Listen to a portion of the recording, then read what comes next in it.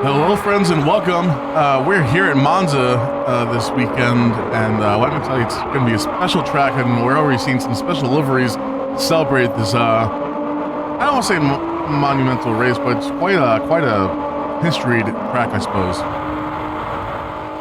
We got Brian here, and we've got a few racers who are out today, unfortunately, but we've got a few people filling in as well. So hopefully, we'll see some close racing around this fast track.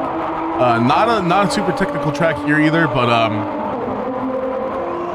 just a lot of high speed straights and a couple chicanes to slow things down here and there. Yeah, no, like you said, it's one of those tracks. I do think it's a legendary track. It's been around forever. I think, we just watched it this morning during the Formula One race, and they said, I heard a little snippet coming from Crofty or the crew. So I think it's pretty legendary. We saw a lot of great battles today during Formula One. I hope we see a lot of those today. It's a very high speed track, low downforce, and I hope these drivers are ready because, man, do those chicanes come up quick when you're flying down the straights. Yeah, it's very easy to miss a braking point here and there on this track. And not only just to miss a braking point, but, if you, the game will reset you if you try to go down one of the escape routes, I suppose. So that's going to slow you down tremendously. Yeah, I don't love that. I experienced it myself practicing a little bit just before we jumped on. I don't know. It's very odd, especially when you have that setting disabled in the lobby where it shouldn't reset you. But, this Gran Turismo and I guess the limits of it. But, yeah, it was a lot of fun. How'd you feel about your practices around here? Oh, I was a few seconds behind these guys, so no surprise there for sure. It's tough. I'd say my worst part for me, I think, was probably the Ascari S's. And like we were talking about before stream started, it's such a fast approach to get into it that you can carry a lot more speed than I was carrying. I know that for sure.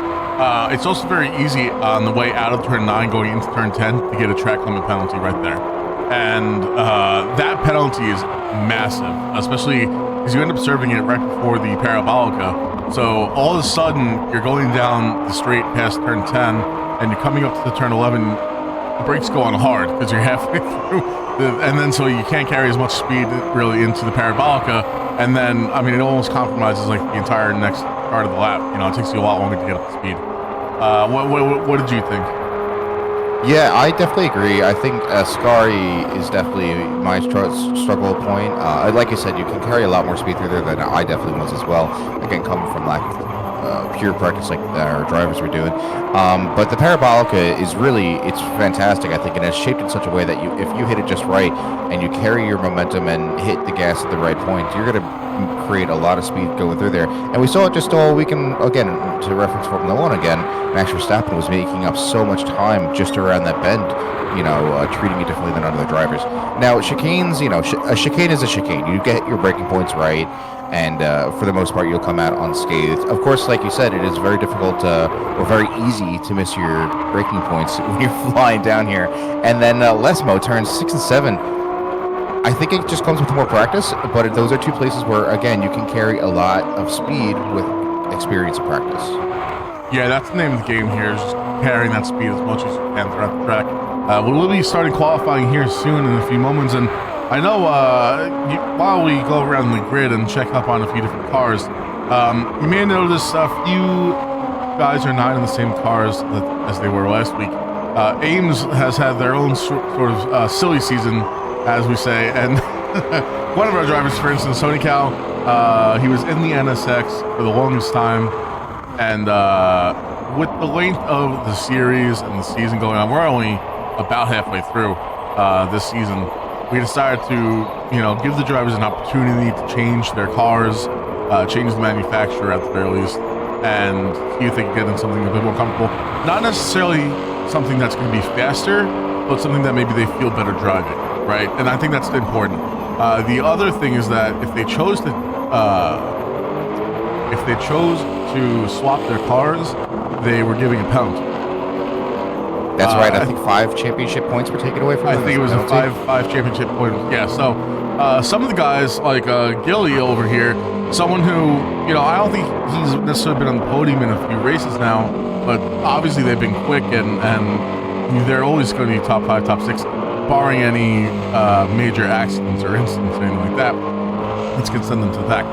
he's still in the AMG. AMG is a great car. He feels great. And obviously, we always talk about Gilly being strong in that vehicle. And so he says, I'll take the free couple points off my competitors, like Tony Cow, who's now in the Lexus. We also have someone, Mooseman. We're not going to swap to him right now because he's in the pits. But he's swapped off the Alpha. So, and I think we might have had another driver, so I can't remember off the top of my head. But we'll see how that plays Arctic out. Swapped over from Peugeot. Arctic is now in the BRZ, I believe. That's right.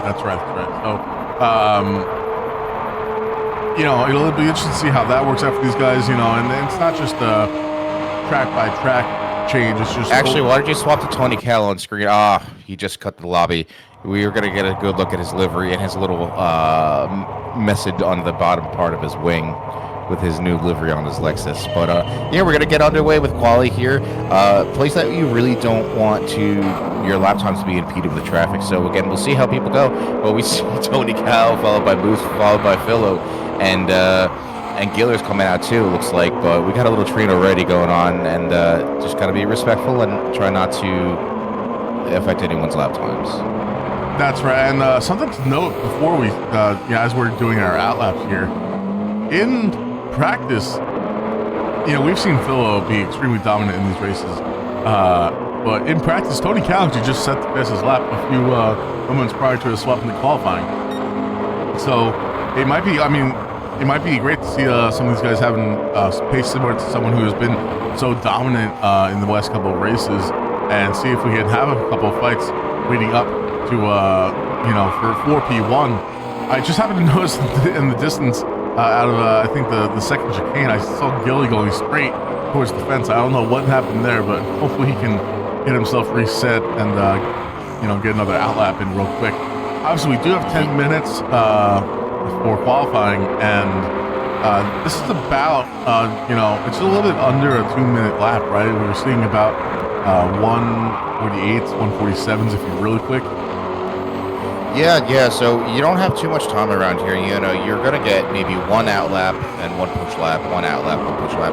Of course, we don't have any hybrid systems or electronic assistance systems, perhaps like a Formula One. So you could just keep pushing it. But of course, the bigger thing to worry about is your tire and fuel wear, right? If you really only have, let's call it 5 laps to make it count, you have to take that into consideration. And hopefully these drivers did some qualifying practice of their own before today, because it's gonna make a big difference here. And DRS, if these drivers are running lower downforce setups right now, the tow isn't that effective. It's not as powerful as other tracks, but it's still going to help these cars out. As Moose is likely getting a big one right now following Tony Cal. Well, what's funny, talking about running like a less downforce on the wing. We've been talking a lot about tuning the last couple of weeks, because it's something that has kind of taken the league a little bit by storm, I'd say. And it seems like some of the setups are best when you have the highest downforce. Unless your car just feels extremely planted and you feel safe lowering the downforce a bit to lower that to get gain from top speed. So I'm curious to see if what sorts of setups these guys are actually running with. I wish we could see the data, but maybe we'll have to ask you guys after the race. But yeah, the slipstream for sure will still be powerful. It just depends on how often these guys can be right behind each other to make use of it. Yeah, and again, you shouldn't have to bank on that for your qualifying, right? There's no teammates right now, at least in this series. We're thinking of adding that in future ones, but it's every driver for themselves. So, again, it's just curious to see, again, maybe what each driver feels more comfortable with, right? As we see Tony Cal's wing looking mighty flat there, I don't think that looks to me like a pretty low downforce setup. But of course, you mentioned he's got the fastest lap, at least at the end of practice. Tony Cal said as soon as he swapped to the Lexus again, he felt way more comfortable than the NSX. And the NSX, in my opinion, is a comfortable car. It's a very easy car, very easy to drive. As Tony Cal goes across the line, our first lap, 147.3, followed by Moose, so 147.9. So Moose, even though he got that tow the entire way down, 0.6 off. Sorry, we even say Phil with the 147.9, Crispy with the 150. So, right now, the difference between Phil and Moose is extremely close. Tony Cal's got over a half a second on right now on Philo. Though we know Philo's no slouch, you know, I'm sure that he's got some more pace in that BMW as we've seen from him before. Marino putting in a 150.2. Demon with a 149.6, I think I saw on him. We're getting some good laps in so far, and some close laps between a few different drivers. We're obviously going to get some more. Steezy just put in something that was not representative. I think they may have had a moment, and probably also Gilly had a moment early because we didn't really get to see him do a fast lap yet. So we'll see how this unravels. This looks like it's Giller's. This looks like it's Gilly's first actual hot lap. Trusting he doesn't throw it into the wall again. And this is, you know, the pressure is on. Almost half the session is up already, and he has not put up a representative time. You do not want to be stuck in the back there. For reference sake, Mr. Labu, who's in P10 right now, is at a 149.4. I always forget that the quality session gets all messed up with people pitting. I'm sorry. It does. Well, it's all right. I'm on Gilly right now. I'm curious to see how this lap goes for him. I'm assuming he had to pit and repair some damage. Because like I said, it looks like he just went straight off the track at the second chicane as he's turning around the Wesmos right now. So we'll keep our eyes on Gilly because we know he's about to jump up. I just happened to notice the change to Gilly's livery. Did you have to see that? The baby on board sticker. Yeah, it's pretty good. We see Mooseman claiming second place from Philo, going 147.8. Arctic going with 148. Well, so these guys are going to be very close here. It looks like Philo is in the pits, possibly calling for qualifying. He might be happy there. Maybe he's just waiting for the track to clear up a bit. Demon with a 149.0, very close to the 148s for Demon. That's a great time for him. Yeah, Demon's looking pretty rapid out there right now, and I don't think you're going to see, you know, a very wide spread. Again, our drivers have continually been getting better and better, I think, each race, and I think this is just showing that the spread is not nearly what it used to be. No, let's see where Gilly comes up. 147, 148 on the clock. He's up in fifth with a 148.783. He's a little bit behind Art. He's actually smack in the middle, basically, between Arctic in fourth and Demon in sixth. Yeah, I don't think he can be too upset about that. Again, the top five drivers right now, Specs isn't here, and Winter isn't here, notably. So those are two other quicker drivers that Gilly doesn't have to compete with this weekend, and he might be thanking them for not being here. But that gives people like Demon currently up in sixth place, sixth fastest. You know, Demon again in that Porsche, he really enjoys driving it.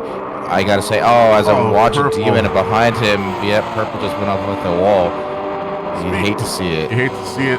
Speaking of purple, purple's got a very Monza-esque livery going on right this weekend, which is not very purple, but it seems quite well. So, yeah, him and Crispy both seem to have gotten joined into the Italian flair. The Tifosi would be happy, I suppose. Well, you know, I don't know how they feel about it. He's got a little GTR, bit of Urkel though underneath the rear wing. So Arctic of the 147.9, is that enough to move him up? I don't think it is. He's very close to Phil's time. Phil, I'm sure, is going to be putting in another lap though. Let's see where he's at. He's just coming around the Parabolica, and but it's an out lap right now. We'll keep our eyes on Phil, see where he ends up. We know someone with pace, and we'll see. It'll be interesting to see where he ends up. Marino, the 149.3, puts him up to 7th. Now, notably, Tony Cal looks like I don't know if he'll be able to cross the line at this point. His fuel is super low, but it would be nice for him since he's right behind Labu. As Gilly goes across and sets a new record, still at P5, but 4/10ths down from Arctic currently, it looks like. Well, this is going to be a very close race, and something we say it every week, but the race is not won in one lap, let alone one corner. And Monza is infamous for having some turn one incidents in real life, in esports, everywhere. So I hope, as much as you want to try and get in, it's very difficult to even pass in that chicane, right? It's very tight chicane, and it's very slow chicane as well. You really have to stop. I don't know about you in your pick. I was down all the way in first gear just to get I was as well. Yeah, coming around onto turn 2, man, it was just slow and slow. Mm-hmm. And like you said, there's really no room. If you go on the outside approaching turn 1, there's almost no room to cut on the inside then of turn 2. So, again, I think, as you mentioned, The race is not won in one lap. It's not won in one corner. And something that they did say, though, this morning during the race was, but a lot of race wins are lost in the first lap. And I think, you know, we've seen that time and time again in here where maybe people aren't, whether they're not aggressive enough or they're trying to leave the space or whatever, or maybe sometimes something really unfortunate happens, right? Contact is made and it just sends you plummeting to the back. But Philo's coming around the parabolic now, chasing Crispy. And so, well, 147.3, definitely helped by the toe from Crispy, I imagine, though. But that was I think so too. Yeah, and, Crispy was just fucking punching a hole in the air. Look who remains in the top spot right now. I mean, they are close. These guys are close. Tony Cal, that's 500th of a second, and Tony Cal eating the sausage curves around the second chicane. Unfortunately, he's coming up on Lesmo. He's not going to be able to get another lap, and unfortunately for him. Well, hey, he's on pole position right now, so provisional pole at the very least. So he's going to be happy about that. These curbs are tall. I was doing a bit of messing around with the suspension on the car because, you know, a lot of times on a lot of tracks, the curbs are a bit more flat and you're able to ride them a bit. But these curbs are tall. Not even just the sausage curbs, but the regular, you know, the regular ones, excuse me, especially around like Lesmo. And it seemed rough to even, I don't know, it'll be interesting to see the lines that these guys are taking. But I didn't want to even get on the curb because it just felt like it was slowing me down and unsettling the car. Now, I'm curious about if some of these guys, to take advantage of that, maybe there's some suspension tweaks as far as the expansion or compression that you're able to do so that way you can eat the curbs more easily. But as far as handling and you know how much that affects your speed or anything like that, I don't know if it's worth it or not. So I would be interested to see what these guys have done after the race. But it looks like Tony Cal will be getting pole position here. I'm sure we're waiting on a few of the drivers maybe to finish up their final lap. Yeah, it looks like Philo's coming around the Parabolica right now. Can Philo increase right now? Only 500ths separating the two of them. And what can Philo do? No, very close, but maintain second. Yeah. But look at that gap between second. I mean, half second between Philo and Moose in third. Yeah, that's rather large, especially because Moose held on to that fastest lap of practice. Our pre-race practice session for quite some time. As Giller goes up to P3 with a 147.8. You love to see that. Wow, that is very close.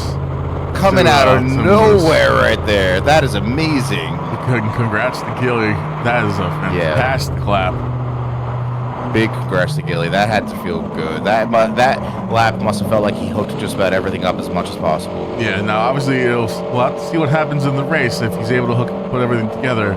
But that was a great lap by Gilly. Purple in chat saying, Tam, I shouldn't fool around with setups before qualifying. That's rough. I meant to ask you because I like to drive the RS01 myself if you had gotten to do any sort of tweaking here. And if you found something that was comfortable, I guess not, unfortunately for you. Where did you end up here? Down in 11th, my man. Well, maybe if there's any turn one incidents, you'll avoid some fit being at the back. But you got some ground to make up, and you got some people behind you. Congrats to Tony Cal, though, getting that pole position. Bill in second, and Gilly with a third. Man, I'm stoked. What a lap. What a lap. Yeah, I mean, really jumping up from P5 to P3. Now, notably, but up as we'll see the results here in a moment. I just wanted to take a look at the gap between Philo and Giller, and then Giller and Moose. So the gap between Philo and Giller is, I mean, it's still rather large. So Gilly, really what happened there was Gilly just beat out Moose. But right now, Tony Cal and Philo over half a second faster, man. That is looking wild. That's looking JP comes in. Lexus looking slow today.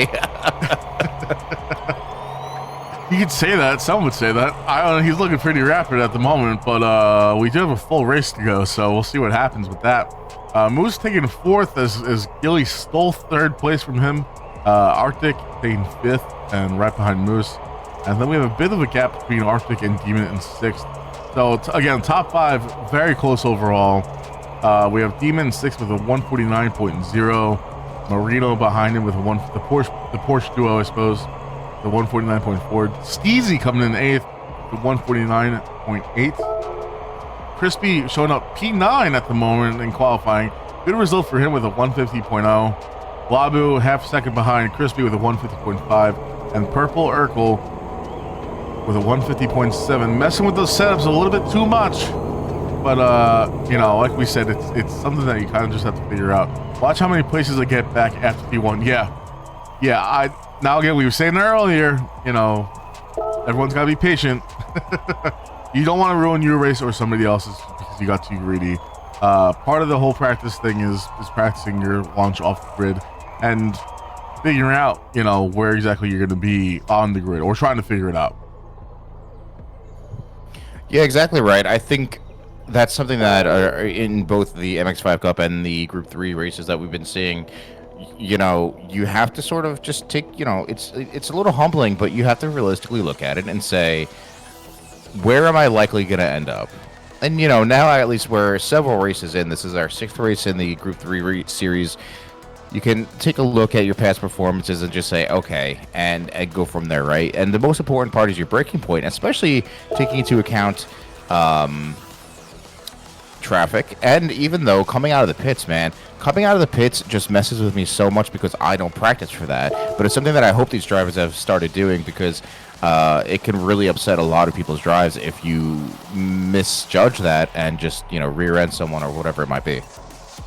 Yeah, the pit lane here, the pit exit is very long, it feels like. It's very long. You cannot cross over, and it does put you on the inside, which is nice, but you got to be careful when people are coming down that straight. Mm-hmm. And, you know, if they're turning in, and you might not see them because they're so far over to the left, man, you got to be careful there. Yeah, it's definitely something you have to be mindful of your surroundings, that's for sure. And, you know, you have to be watching the map. If you have the radar on, if you're racing really close with someone, which I highly recommend everyone to have on at the beginning of this race, as it looks like we're going to be getting going here in just a moment. We'll jump into our spectator view, replay options, put on our race info, and we will count the laps down. Remember, grid start with false starts will be penalized. And we're going to be getting underway here in Monza. 3, 4, 5 lights up. Drum roll, please, and lights are out. We're away at Monza. Phil looking having a great start. Gilly in third having a run on Tony Cal, having a wonderful start, a wonderful launch. Now, again, really carefully, you cannot go 3 wide into this turn. 2 wide, let alone, is extremely dangerous. Gilly having a great job outbraking Phil, outbraking himself, unfortunately, a little bit. Tiny bit of contact on Phil, but he looks like he straightens it out, and Phil is able to run away with first place at the moment. Gilly looks like he may be having a run in though as we get going on to the first turn here. Tony Cal down into third from first, just like that. But that's what happens sometimes at T1 in Monza. Thankfully, it doesn't look like we've had any casualties as we're coming up to the second chicane here. Mooseman holding down fourth, Demon up to fifth, Arctic down to sixth, Steezy in seventh, Crispy in eighth, up from ninth. So we've got a few guys moving around, not too much now. Well, the important thing here, and we've seen it time and time again, Philo is able to just run away with these leads. Now, obviously, he wasn't too far off, or the rest of the drivers weren't too far off the qualifying pace, but if the more you start fighting, we say it every week, Ryan, the more you start fighting, the more opportunity you're going to give Philo to just run away, while, let's say, Gilly and Tony are fighting for P2. Tony Caldo looking at the bumper of Gilly as we're going through the Scary S's. We're coming down to the straight, coming up to the Parabolica, the final turn of the track. Tony Cal maybe looking to have a run in on Gilly, or just saying, let's not fight right now. Let's see if we can work together a little bit. Do you think? I don't know about that. I did see Tony Cal flashing his lights. Oh, as he's having a little moment there, maybe some dirty air from Gilly, not treating his car too right. But he's not right up the rear end like we saw he was, and that's giving Moose a chance, I should say, to really get into that toe effect and might have a look on Tony Cal now coming down at T1. Yeah, I don't know if that was a bit of like snap oversteer or what, unfortunately for Tony, but we do all live to see another lap here at Monza, lap 2 as we're going on, and maybe gives Gilly a bit of breathing room, and he can set his sights there on Philo in P1.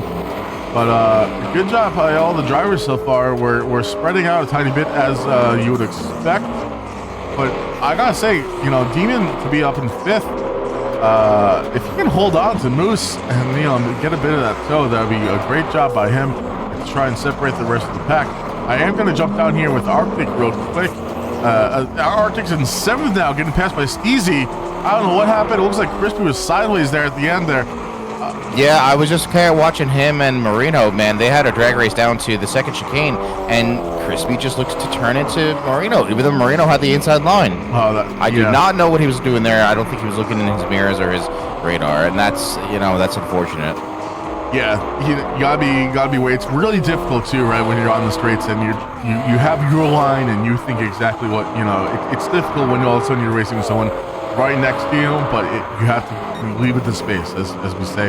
We got a small train here between Steezy, Marino, and Steezy, Arctic, and Marino. Looks like Arctic obviously having the pace advantage on Steezy overall, but Steezy holding 6th, and we'll see if he's able to defend Arctic.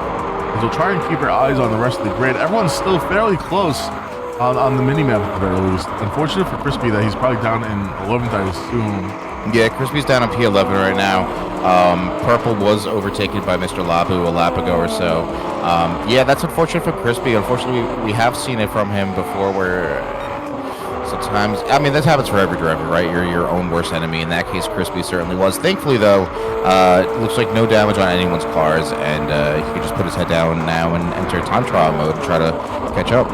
That's absolutely right. We Arctic taking the inside line at the first chicane, getting past Steezy, maybe a little bit of bumpage there on the way out. Driving there. But that was fantastic by both drivers. That was close and tidy, that's for sure. And you know what? The Crispy is not that far off of purple in 10th, so you know he's still in this race. He's got a few places to make up. He obviously had the pace in qualifying, so great job by Arctic, you know, and Crispy for staying in it.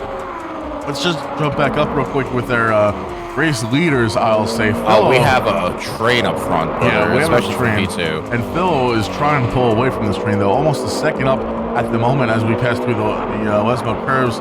We're coming down here. And if you're Phil, you just want these guys to start fighting, right? Of course you do. You just, you know, you want them to help you create a gap. Now, Philo, I don't think really needs any help creating a gap to people behind him, but still, any help you can get, I don't think you would shy away from, right? No, not at all. You know what's funny? This is reminding me all of a sudden. Tony had been talking about in a previous league that him and Gilly had like a 25 plus battle, lap battle, I should say, 25 lap battle here at Monza before. And it looks like we may be seeing the same thing again, but just with another driver in the mix. As long as they're all able to maintain, maintain themselves on track and keep this close racing, it's very exciting to see. Yeah, you know what, and between those four drivers, I certainly don't think we'll need to worry about it. Now, let's not forget about Arctic, who's now in P5.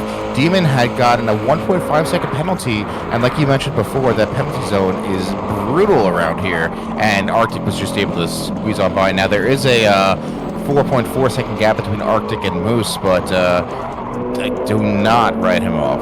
Arctic was saying just how rapid that BRZ is here as well, and which is a bit surprising because you think of the BRZ, I mean, at least, you know, I don't want to say as far as the Group 3 cars go, but the standard BRZ is not something that you would think is fast on the straights, but apparently in the Group 3 variation in GT7 is rapid in the straights. So I'm interested to see if Arctic is able to make use of his pace and see if he's able to catch up with these guys as they continue fighting for P2. Though they seem to be getting along fairly well so far.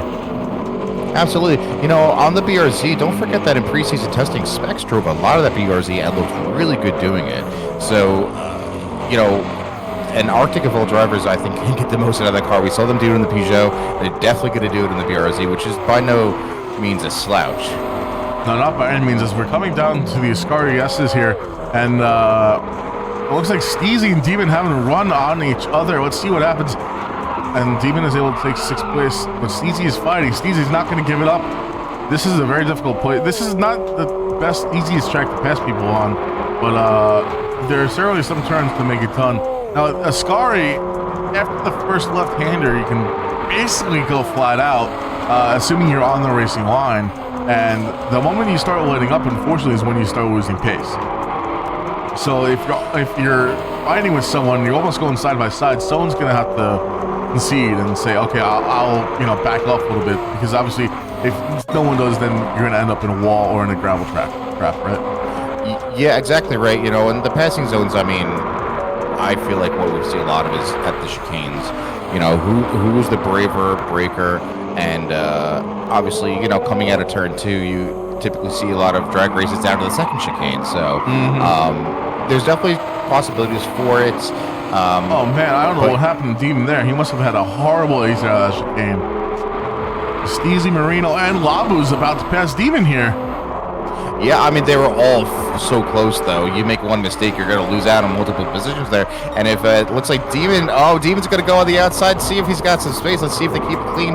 And looks like they all do keep it clean. But now we have a new leader of that bunch right there. And it looks like Steezy is currently that leader. Steezy's that leader, but they've got Train. And you know what? Crispy is now past Purple. So Crispy's back up in 10th. And he's catching this Train. These guys are fighting. And now we're going to have a 5-car long... slipstream basically going on, and Purple, man, down in the 11th, second off of Crispy right now. You need to catch up and make sure you hold on to these guys, because if not, you'll be fighting yourself. That's right. Now, up front, just to let you know, Tony Cal did make it past Giller. I did not catch, I just missed it actually, but Giller now has Moose right behind him, and these four again they're approaching the Parabolica, and it's really interesting seeing them sort of rubber band and get all caught up as they enter the braking zone into turn 1. Not only that, just look at the gap now between Tony Cal and second and Phil. Remember when they were fighting, Phil had a second difference between himself and Gilly, and now Tony Cal closing that gap even more so. Now, I don't know if that's just a pure pace difference or what, but or maybe Phil made a mistake. It's funny, we don't... it's Tony Cal's right alongside him. He's on the inside, and he's going to take Philo past the first chicane, but Philo is not going to go down with the fight, but Giller is right behind them, too. Philo sees Gilly sees an opportunity, I think, and he's smelling taking second away from Philo as long as he has that pace. Oh, that's for sure. And we know that the AMG is good in a straight line. We know that BMW M6 from Philo is good in a straight line.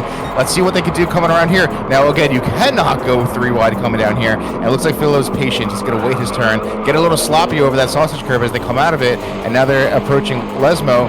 Let's see who can carry them with speed around here. I think this is where Tony Cal got Gilly previously. Looks like no moves are going to be made just yet. I think you have to be patient with these guys. These top 4th moment, I would usually throw Arctic into the mix as well, but he's not in this fight at this time. It can be anyone's game realistically, right? They were so close together during qualifying that number one, again, they're at the top, right? So generally they're going to be the fastest drivers. Number 2, they have to be respectful, and it would be horrible to see when these guys ruin someone else's race because they got greedy. And I don't think they're the types of drivers basically to really do so. And hopefully we just see this play out as it would without any incidents. And if they have an incident, hopefully it just affects himself and not any of the other drivers around them. Yeah, I don't see anything really coming from those drivers unless it actually is a 100% racing incident. Speaking of an incident, though, Phil just went quite wide at the Parabolica, and I think that, I don't know how much that's going to affect him at all. It doesn't look like he got any track limit penalties, but it looks like Moose was actually able to pass Gilly, and now we have Mooseman up in 3rd, Gilly falling down to 4th place. Yeah, and at the Parabolica, we just saw that other pack behind them go, and these guys are just swapping places. I mean, it's amazing. We saw Steezy is still up in front, but Labu, Demon, and Marino are coming down turn 1 now. Let's see who's going to win this battle here. Oh, we're going to jump on board with the Demon real quick, because you can see just how close this racing is as we're crossing the first chicane once again. And, just like we were saying up front, though, these guys have to be patient. No, you're exactly right. They just have to be patient, strike at the right moment. Don't make any stupid moves, trying to get ahead of one another. It's a long race. We've got, it's over 50 laps around here. It's not short. Now, again, Marino, just to bring you more late braking. Sorry, real quick. Marino late braking into that second chicane. Almost had Steezy. He has Steezy at the moment, but they are side by side. And he had the inside line, but now we're having a drag race down. First Lesmo, followed by the second Lesmo. And these guys are just having at it right now. Sorry, go on. No, that's okay. That Porsche is looking good, both at the hands of Marino and Demon, rather. I think those four are really going to have a fun race. Marino get a little sloppy there, maybe trying to break the toe. I'm not sure. Demon look at Steezy now as they're approaching Scary. I don't know what you're going to do there. He's going to have to be brave on the brakes. These guys, okay, we get a little bit of contact. It looks like possibly going into the Ascari, but other than that, we're okay. Now we're a little bit more spread. Yeah, it looks like Labu maybe squeezed himself inside on the inside there, and had a little bit of contact maybe with Demon, but that's okay. I think everyone played out all right. Yeah. Now, important to note, everyone started on softs. Okay. There's no other compound, so I believe that we're going to see quite a train of pit stops, but people will be thinking about their strategy, and the undercut here is very powerful. We saw that this morning in the Formula 1 race. I think we're going to see that here as well. Now, again, because it is perfect and beautiful weather out, you do have to use at least 2 different tire compounds. I'm curious to see what the drivers are going to choose to do today. Yeah, it'll be interesting to see for sure. Now, these are a whole, lots of right-hand corners here. Or most of them are for the most part, other than like little chicanes, right? And in my practice, I saw my left rear getting eaten pretty badly. Usually, I have been trying to mess with having my brake balance set the rear a bit, but I noticed that if I had it set too far, then all of a sudden the rear tires were getting eaten a bit faster than I wanted to. So I'm interested to see as we start going on how many laps these guys are able to get fuel-wise and tire-wise, and like you said, just see what choices they end up making. I would hate if I were them for if they're gonna choose a slower tire, they're not gonna have the pace to keep up with these guys anymore. So we'll see what happens. And just to note real quick, Tony Cal pulling away from these two. Phil, we didn't get to see the pass, but Mooseman made the pass on Phil, who's now down in the third. Mooseman up to second, but Tony Cal, 2.5 plus, and just trying to gain more time. Yeah, Phil going wide on the Parabolica again there. Again, that could just be dirty air upsetting him.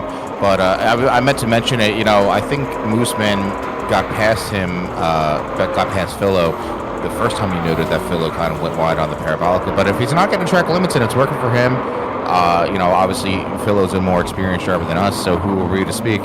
I just don't know if that's the move. But importantly, Arctic is behind Giller now, and the gap from Giller to Arctic is down to less than 4 seconds. So Arctic is catching up, but Giller's also slowing down and not able to keep pace with Philo up ahead. No, but Phil did just have Moan going into T1, and he's now. Look at that gap now between him and Moose. We know it's that time can come down very quickly, but this may give Gilly the opportunity to catch up as well if he's able to capitalize on any toes that Phil puts out of line. Interesting to see. We'll have to keep our eye on these guys. And I just want to take a look at the gap between Tony and Moose. Decreasing a little bit, but not by much, so we'll have to keep our eye on these two. We're going to jump back down the grid with the other fight we had going on. Now, these guys have spread out quite a bit now. They have. I think they started to spread out after we saw that little bit of contact around Ascari between Demon and Labu. Now, in P6 is Marino. We got a second plus gap to Demon behind him. Steezy Nick's 2.5 seconds behind Demon, now with a 1.5 second penalty. That's going to bring him back to the mix with Crispy and Labu, and Crispy made his way back up from P11 now into P9, got past Labu. Labu was a little bit sloppy around the Lesmo curves. So again, all these drivers are still fighting for positions. Again, I know it's early on, but Crispy seemed like he's had quite the experience at this track so far, and making that Nissan work for him. Unfortunately, as I say that though, he gets a little sloppy and ends up with a half-second penalty. This is going to allow Labu to pass him as we're making our way down the Parabolica once again. It does look like Crispy's going to serve that penalty on the next lap. Yeah, no, he will. But and it's a half-second penalty. It's in a really bad spot, but obviously Crispy's showing up with some pace this weekend. They'll be able to get rid of that and shake it off, I hope. Labu, though, I agree. Crispy's looking good. Now, we do see our first drivers coming into the pit now. Like I said, I think we're going to see quite a train. Notably, both of our Porsches are in here, them looking equally thirsty, man, which kind of surprises me because I feel like in the past we've seen the Porsches, not sip on gas, but be a little bit more, a little better on it. But again, these drivers have been driving hard with a lot of competition, so we'll see what comp has to come out on after this. Yeah, the tire choice will be interesting. I feel like they may be just trying to stick to softs for a little bit because it's got the pace, and if they're running out of fuel maybe faster than their tires are really going dead, it may just be worth it, to hold off on trying to make a change until later in the race. Obviously, we're 10 laps in and we're having their first pit stop, so we'll probably see, 4 to 5 stops. Yeah, I'm sorry. I was just inputting that data into our spreadsheet. Interestingly enough, Demon came out on mediums while Marino and Urkel came out on softs again. So Demon could be relegating himself probably to the back of the pack if Urkel can catch up now. But we'll see how that works out for them. Yeah, he may be just getting the tire compound change in as we see a couple more of these guys going into the pits. Bill following suit. Gilly, is he going to follow suit? Gilly's following suit. Arctic following suit. Labu is going to stay out. We'll see. He's a little bit behind the rest of the pack. If you are Labu, would you go back in, or would you try to gain any sort of time? I feel like you'd have to go in. I don't know. Obviously we can't see how much fuel he's got left. You'll get the warning if you got, 1.2 laps remaining or not. If I were him, I would push it. No, we see Labu coming to the pits right now. I think that's wise. Considering the rest of the look, everyone else is coming in now. Steezy, Crispy, yep, everyone's coming in. So there's really, what did we say, about a lap, I think, separating these drivers from pitting, especially on those softs, man. But even with the fuel use. Now, it'll be interesting to see how Marino and Demon end up after basically trying to undercut, I guess, ending in that. Now, I guess you did say Demon was on mediums, right?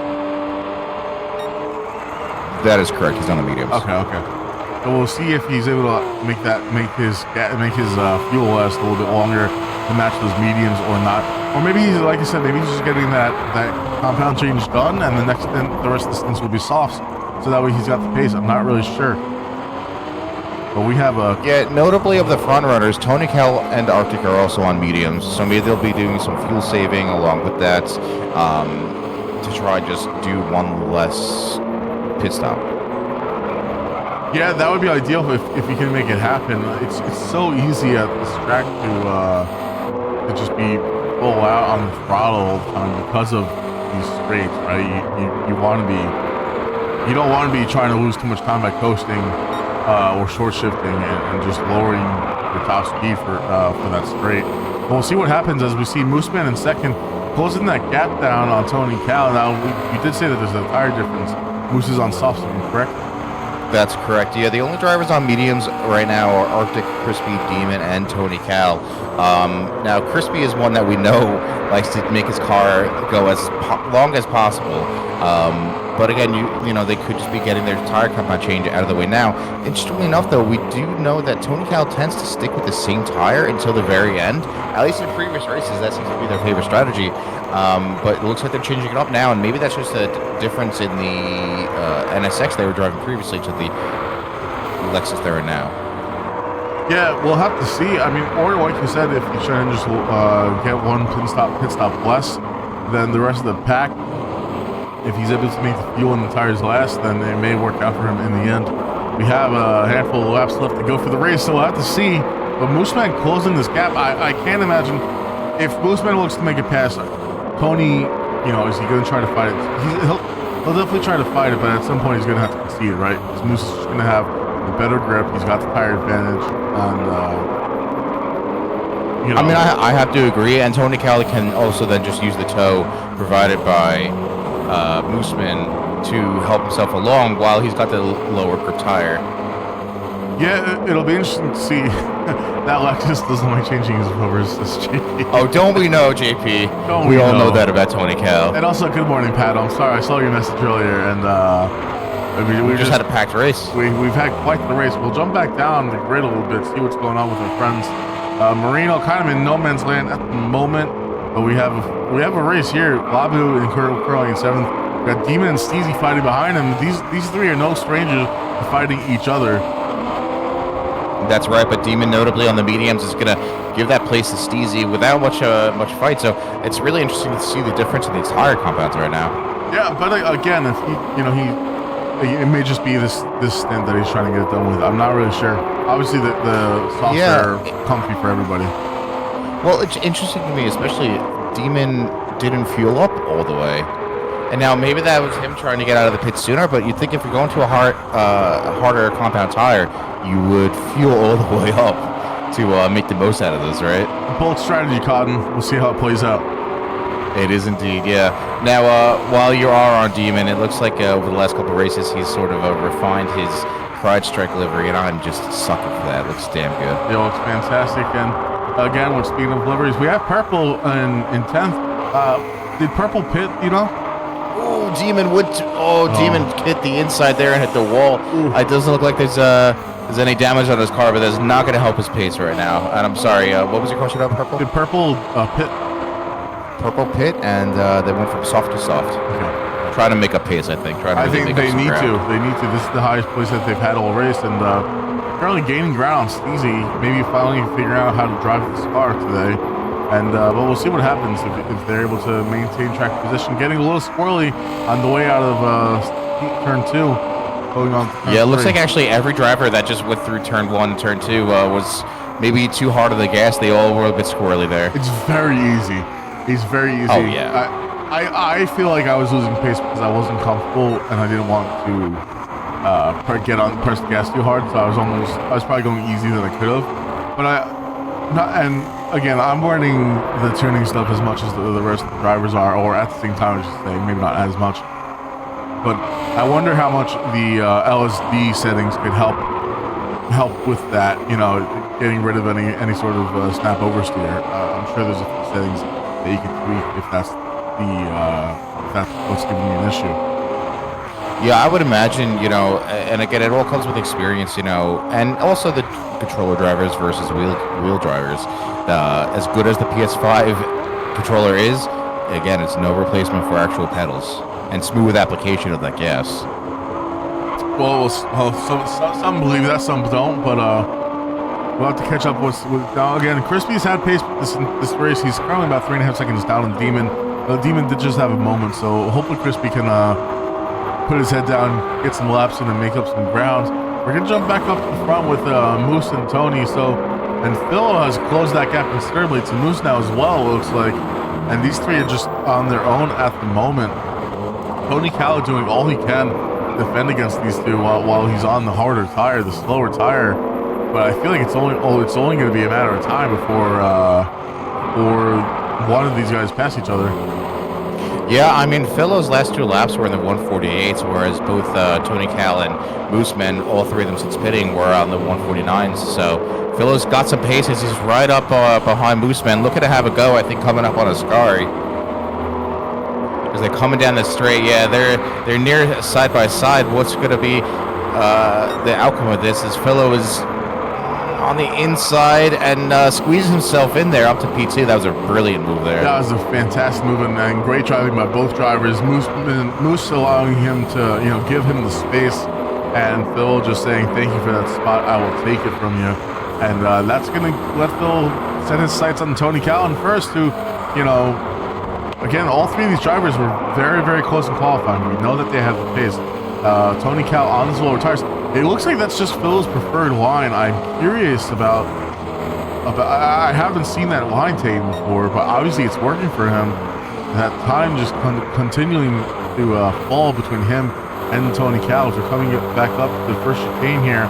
Now, is he going to make a move here? Tony goes on the inside to break the toe and defend, so Tony has the inside line, but Philo squeezes their way in. Looks like some clean driving there. Philo takes P1 currently, but Moose is right there on the outside coming out of the second chicane, and Tony Cal is right behind them. So they are not out of the fight as they sort of try to reline up, but we're going to see this second chicane is going to be spicy as well, I think.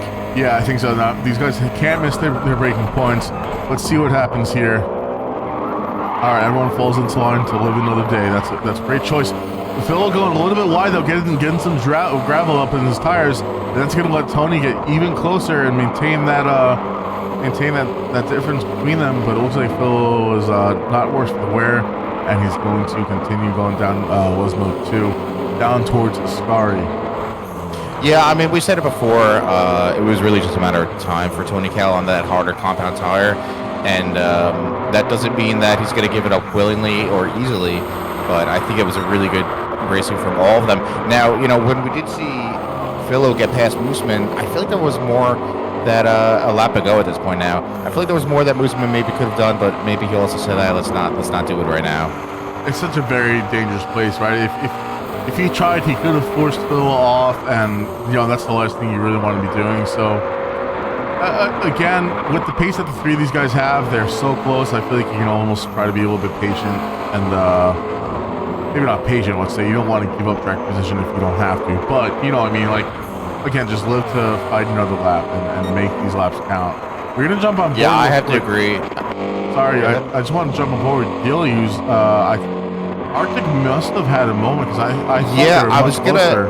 I was gonna bring it up to you just actually before you jumped on board with them. Arctic was right behind Giller, but he had a 2.5 second penalty that he just served, and that created it. It was an 8-second gap before Giller hit the braking point here. So that is massive. That is unfortunate for Arctic, and that's something we've seen from Arctic a few times again. I don't know if it's the I don't want to say nerves, or you know, but it's just the mental of you're behind someone for lap after lap after lap, and you almost start getting desperate, and you can put one toe out of line, and then all of a sudden you get hit with a track limit penalty, and boom, just like that, you're now 5.5 seconds down on the car that you were just fighting with. So again, Arctic fighting his inner demons, and going to have to just put his head down, put some laps in. Meanwhile, Gilly is doing the same thing. He sees that massive gap between himself and Moose in third, and you know, at this point in time, it's not like he's going to be catching them too soon, so he just has to put his laps in, stay clean, and hope that maybe Arctic or Moose have a moment so he's able to catch up. Yeah, you know, notably though, Giller is on those racing softs and Arctic is on mediums. Now their fuel is right at the same point. They're both just below, a hair below half tank fuel, but Arctic was rampant and catching up to Giller there. So I don't know if that's just proof of Arctic in that BRZ or Giller maybe just not having a good stint. But again, if Giller's going to want to keep that P4 or better, he's going to have to put it down, you know? Yeah, we'll have to see what happens. And Billo, look like he's trying to pull away from these two. Tony Cal obviously on the harder tire, but still maintaining that less than a second gap between Philo. And we've seen Phil make a couple mistakes today. Usually we don't see Phil that often because usually by now he's walked away. He's like, you know, 20 seconds at least plus ahead of the pack. Not today though, and so it's interesting to see that we're actually catching someone who's seemed almost invincible. But after the fact, you know, we're in the Discord and we see him say, "Oh, I spun off here and I did put on the gravel here." So it's interesting to see some of these actually happening on screen.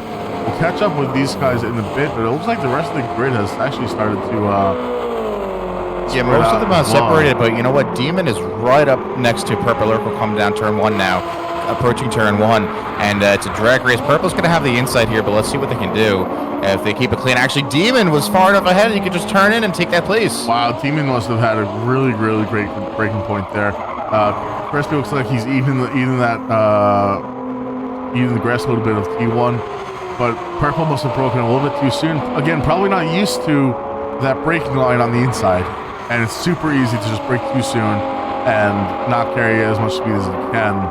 Now, obviously, he also didn't want to go ahead and just dive bomb into this chicane and possibly wreck Demon. So, unfortunate to see. Yeah, I mean, Purple. we saw it all day. We saw it all race, I should say, with Checo Perez. Every time he was on the inside. And who was that there you were just watching? Looks like they were spinning out. Oh, so Purple was just going a little sideways there at Lesmo 1. And I think Crispy has a track limit penalty from I T1. just happened to catch it on your screen. I was like, who was that? But yeah, Checo Perez kept braking too early into turn 1 while he was on the inside. So if a professional, you know, one of the top elite drivers in the world is going to do it, it's okay for Purple to do it too. Absolutely. but that certainly doesn't help you get around the track any faster. As you're checking on board with Moose, Philo, and Tony Cal. Tony Cal still in P2, again, despite the harder tire. But I'll say Moose's softs look damn good for the stint that he's been going on them. Well, so funny, Moose is back in the McLaren that he started the season on, right? He started in the McLaren. We let the drivers swap cars if they wanted swap. to. Yeah, after the first race, yeah. And he went to the Alpha, right? That's correct. And well, it's funny how that feels like yesterday and also just ages ago now. Ages ago? Yeah, that's right, yep. And now he's looked back at the McLaren and he's back in it, and obviously he's doing well. But I want to say I remember the McLaren being pretty good on tires. Obviously it's a setup thing as well, and also how you drive it, especially on the wheel, right? But it seems like he's doing a very good job at maintaining those tires.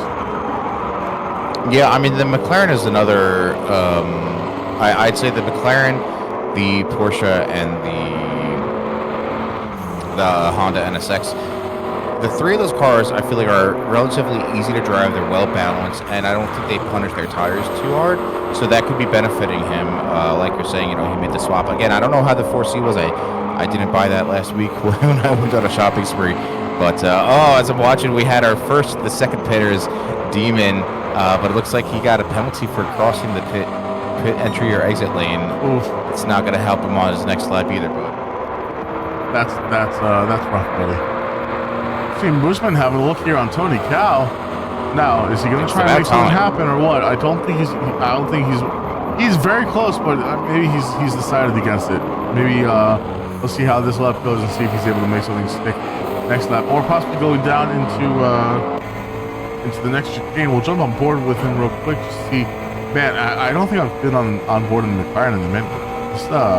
I like that dash a lot. Oh, I love it. It's great.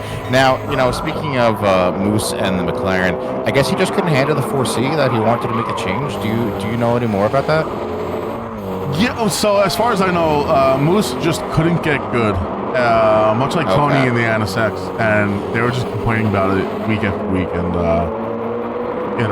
it's unfortunate. So they're soft, is what you're saying? Yeah, they're soft, just like the tires that he's got on his McLaren right now. Yeah, real shame. Yeah, I mean, the same could be said for Arctic. He was in that Peugeot that we really liked, and then chose to go to the BRZ. Just the Arctic was. I guess they couldn't stick up for the. That's fair. Arctic was said he was just bored. When Winter in chat tuning in from Iceland, what's happened so far? Let's see. We've spread out quite a bit here, man, but Philo, Tony, and Moose are fighting for P1. Tony was, and actually Gilly at the very start was fighting for P1 here, and unfortunately he's fallen back now. He's down in fourth, but he had a great run, great launch actually at the start. But Phil is not able to get away from Tony and Moose, which is actually really, really happy to see. Tony got pole position from qualifying. He didn't have the best launches. I'm not too sure what that was about. And we had quite the train going on for sixth place, I think, for the longest time. We had Steezy, we had Labu, we had Demon, we had Marino, all just in a train. Basically what you're seeing 1 through 3 we had for 6, 7, 8, and 9. So really intriguing to see as we see Tony with a 2.5 second penalty. Well, we were waiting for one of these guys to make a mistake, and here it is. Yeah, man, I didn't catch what he did. Did you? It had to have been a track limits. That's a hefty track limits penalty, and it's not going to help him as he does have a look on Philo just there at the second chicane. It's not going to help him keep that spot, though. I'll tell you that much. He's gonna make most of it while he can, but yeah, that is unfortunate. Yeah, now obviously he doesn't know Philo's fuel and tire situation, but I'll tell you that sucks because Philo's quite low on fuel and maybe coming in at the end of this lap, and that 2.5 second penalty is not going to help Tony Cal prevent the undercut likely coming from Philo. If you're Tony, he's got the mediums. How's his fuel looking for Tony? Tony's got a few more laps in him, less than a quarter tank. I would just pit now, honestly. Like, it sucks, but I don't know what he's gonna be able to do. Or you could just push another couple of laps and try to make it some time, but that's just not great. I think maybe you pit, throw some softs on. Yeah, it was great to see a close top 3 for what's 20 laps, but now it's a close top 2. Yep, that's right. Now, that penalty was quite hefty on Tony Cal, and he is going to come in. Okay. Yes, his fuel actually just hit the red. Actually, he's following Philo and Moose in as well. So Gilly's going in as well as we see Arc coming around the Parabolica. Do you remember I feel like I remember when Specs actually raced in this league that the BRZ was pretty hard on fuel. Do you remember that? Yeah, I do recall it being thirsty, and, you know, he's on these mediums. His tires aren't even halfway dead. Wow. Yeah, and he's out of fuel, so it's definitely a thirsty car. As Philo first in the pits, first to come out. I'm sorry, Mooseman first to come in, first to come out. But these two are going to keep going at it, looks like. And you'll have to update us as these guys are leaving the pits, what tires they're getting on. Philo, very close to Mooseman. Obviously, they both left the pits at like just the same time. And we're gonna, you know, he's hungry for first to get first one skin, but we'll see how long Moose can lead this race for the first time. Yeah, well, notably, Moose is on mediums, and Philo is still on softs. So, yeah. And Tony Cal is back on softs. I think that's the right move by Tony. He's got to make space. I agree. Yep, you know what? He got his mediums to Dover, and it may have worked out for him if he didn't get that penalty. Honestly. No, actually, you know what's funny to note, and we didn't get on this before the race started, but Philo failed to change tire compounds last race. And so they never got P1. Winter actually got P1 at the end of the day because of it. So, and I think that was a DQ, if I'm not mistaken. It was a DQ. And I'm not talking about Dairy Queens. I'm talking about disqualification from the race. So yeah, it was rather unfortunate. I'm sure. Well, now, and we also did talk about this earlier. Because of the rapid pace of Philo, we've come to an agreement.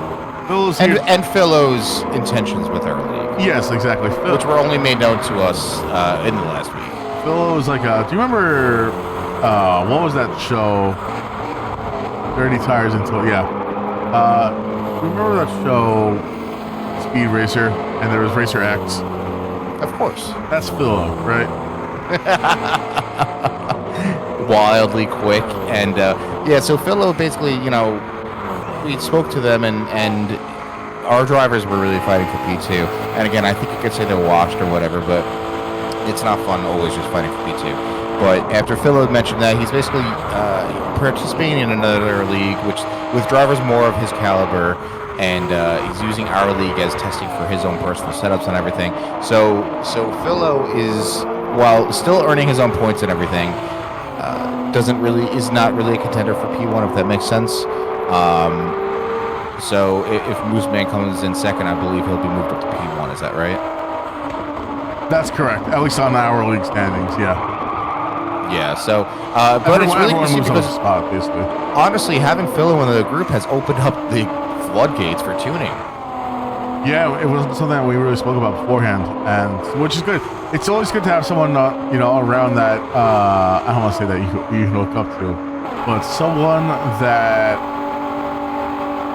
you can, who's obviously faster or, you know, perhaps, you know, better than you at a game or something like that, and someone that you can bounce ideas off of and get some tips as to how to improve.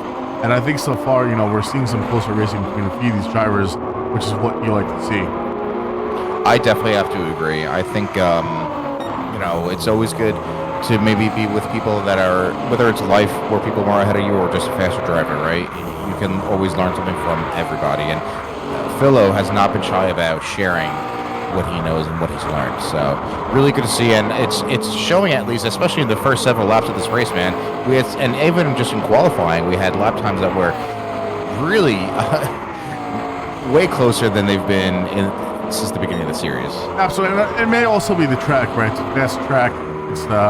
It's not a big track by any means, as far as, you know, it's a sub 150 track basically for most of the driver, or for half the grid at least. So it's just a quick lap to get it done, and so hopefully, you know, I mean, yes, we have over half of the race to go. I'm sure we'll be lapping a few cars at the very least, but by now it seems like it would have happened already at some other tracks in the past, right?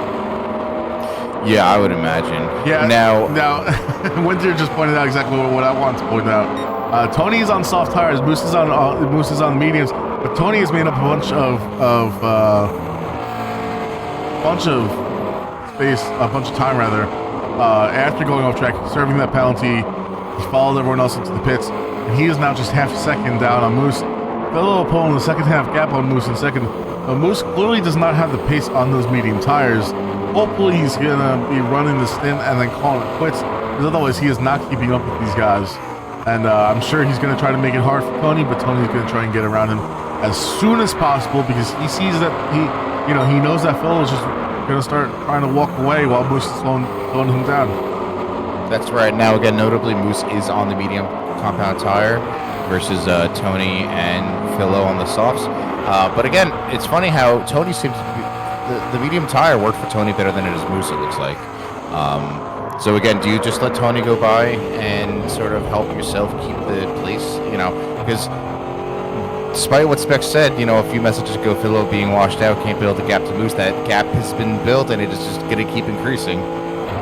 I think Tony's going to make a move here. Look how close he is. He is right on the rear end of Moose Ben as we're coming down the main straight once again, turning to lap 24, and he's going to probably have a look on the inside if I were to guess. Oh, he tries to fake Moose out. Moose doesn't take the bait though. Moose does jump on the inside, eats that sausage curd pretty well, it looks like, and they're all move.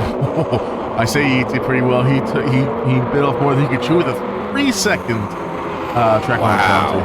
Yeah, that is brutal, and that right there is not going to help him keep up at the front. 3 seconds.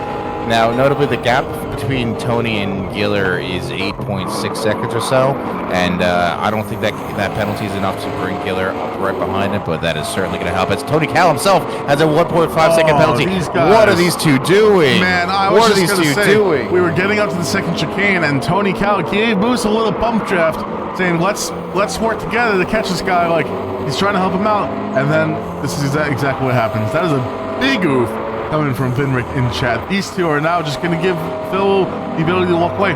We need Phil to spin out somewhere. We need Phil to have a moment. That's right. Now, do you remember, though, that what we just talked about, with Philo being his own league and our own league, Moose and Tony Cal are still fighting for P1 technically, but you want to be fighting the guy that's faster than you. Come on. That is brutal. Absolutely abysmal. All right. You hate to see it.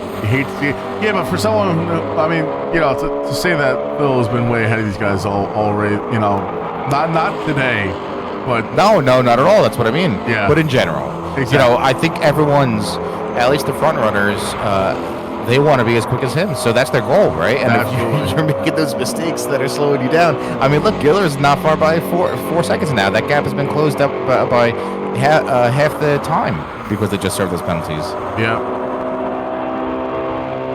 Yeah, that's what I'm surprised about too, Winter. I agree. Winter says, surprised Moose didn't let Tony pass on the main straight. More pace on softs, and they're still close to Philo.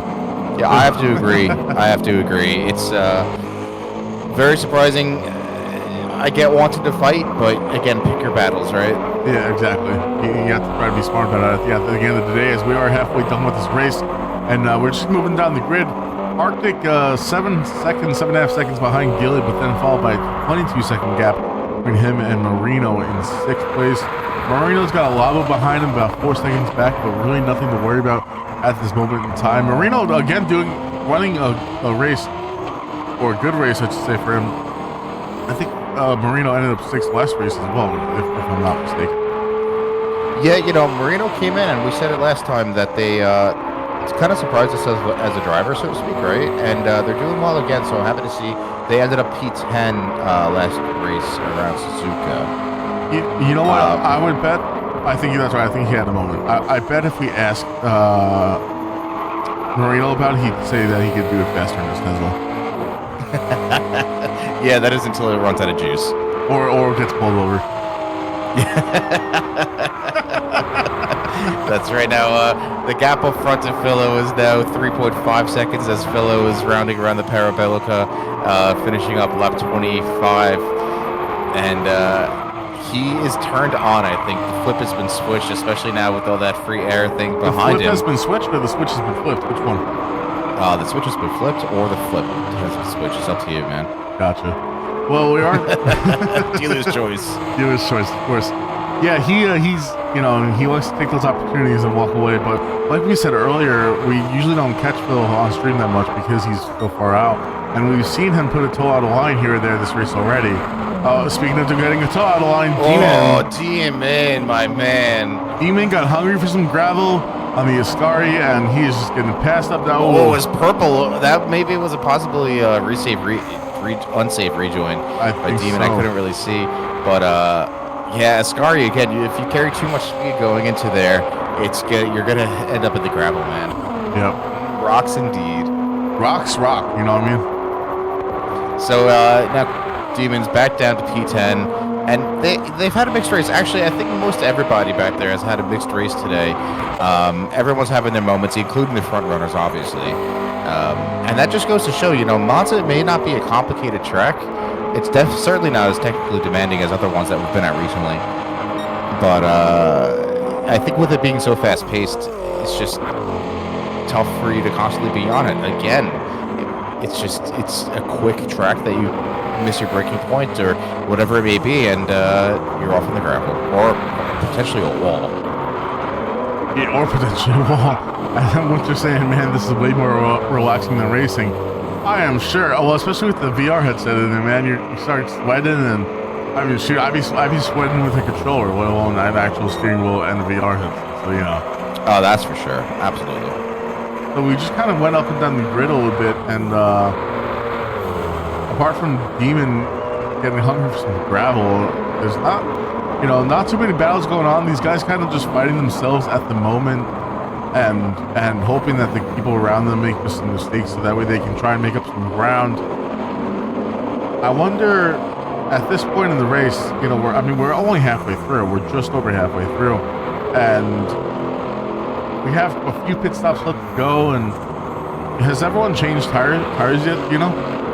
No, we haven't seen a different compound from Philo, Gilly, Marino, Mr. Labu, and Urkel. Wow. So about half the drivers still have to change their compounds. And, again, this is something that I feel like we've seen from some people who they just choose to wait to the last stint to change tires. And say what you will. Again, I feel like if the fuel use rate is matching up with a stint on the softs, why wouldn't you just stick with softs as long as you can? Right.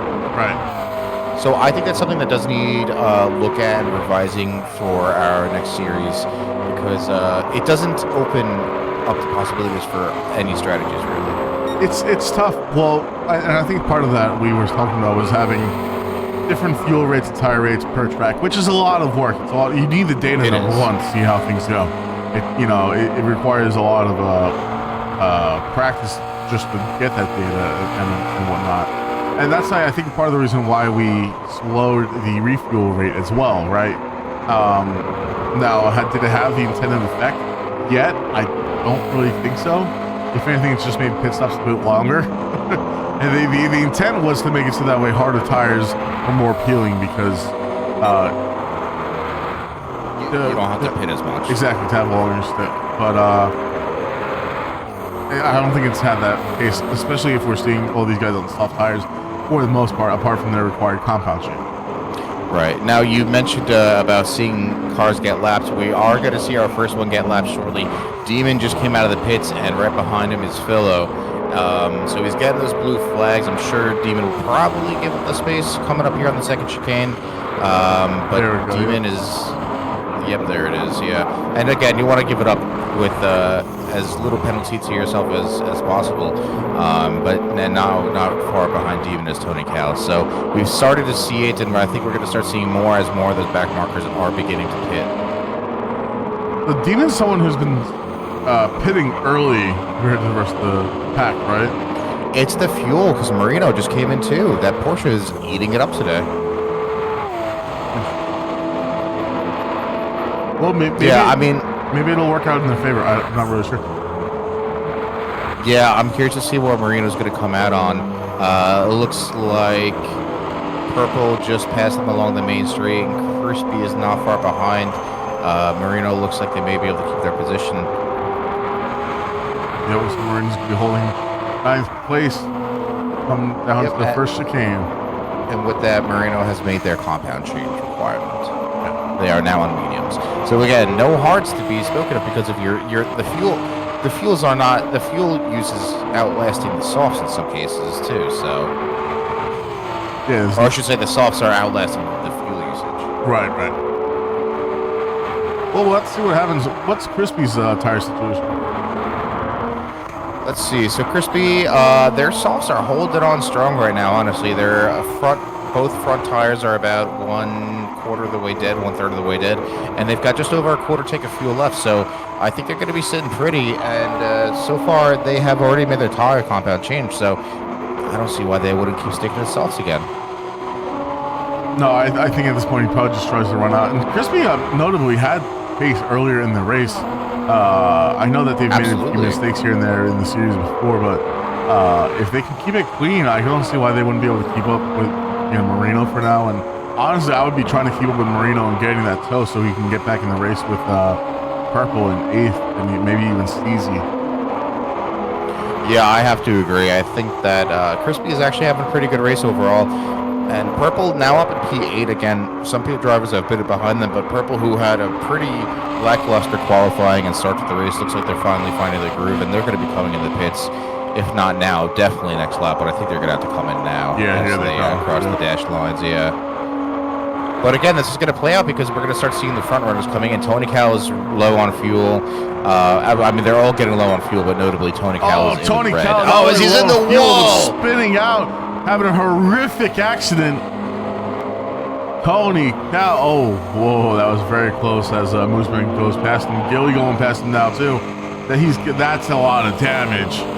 Yeah, he's going to have to repair that. That rear end just freaking smacked into the wall there. Did you happen to see what happened with him? I think he probably just had a tire in the grass there. That's what it looked like, yeah. Yeah, that's unfortunate. That is, Now, Tony Cal does have the fastest lap currently at a 1:47.6. Not far off their qualifying pace, which is great to see. They're coming in, though. They're going to spend quite some time now in the pits.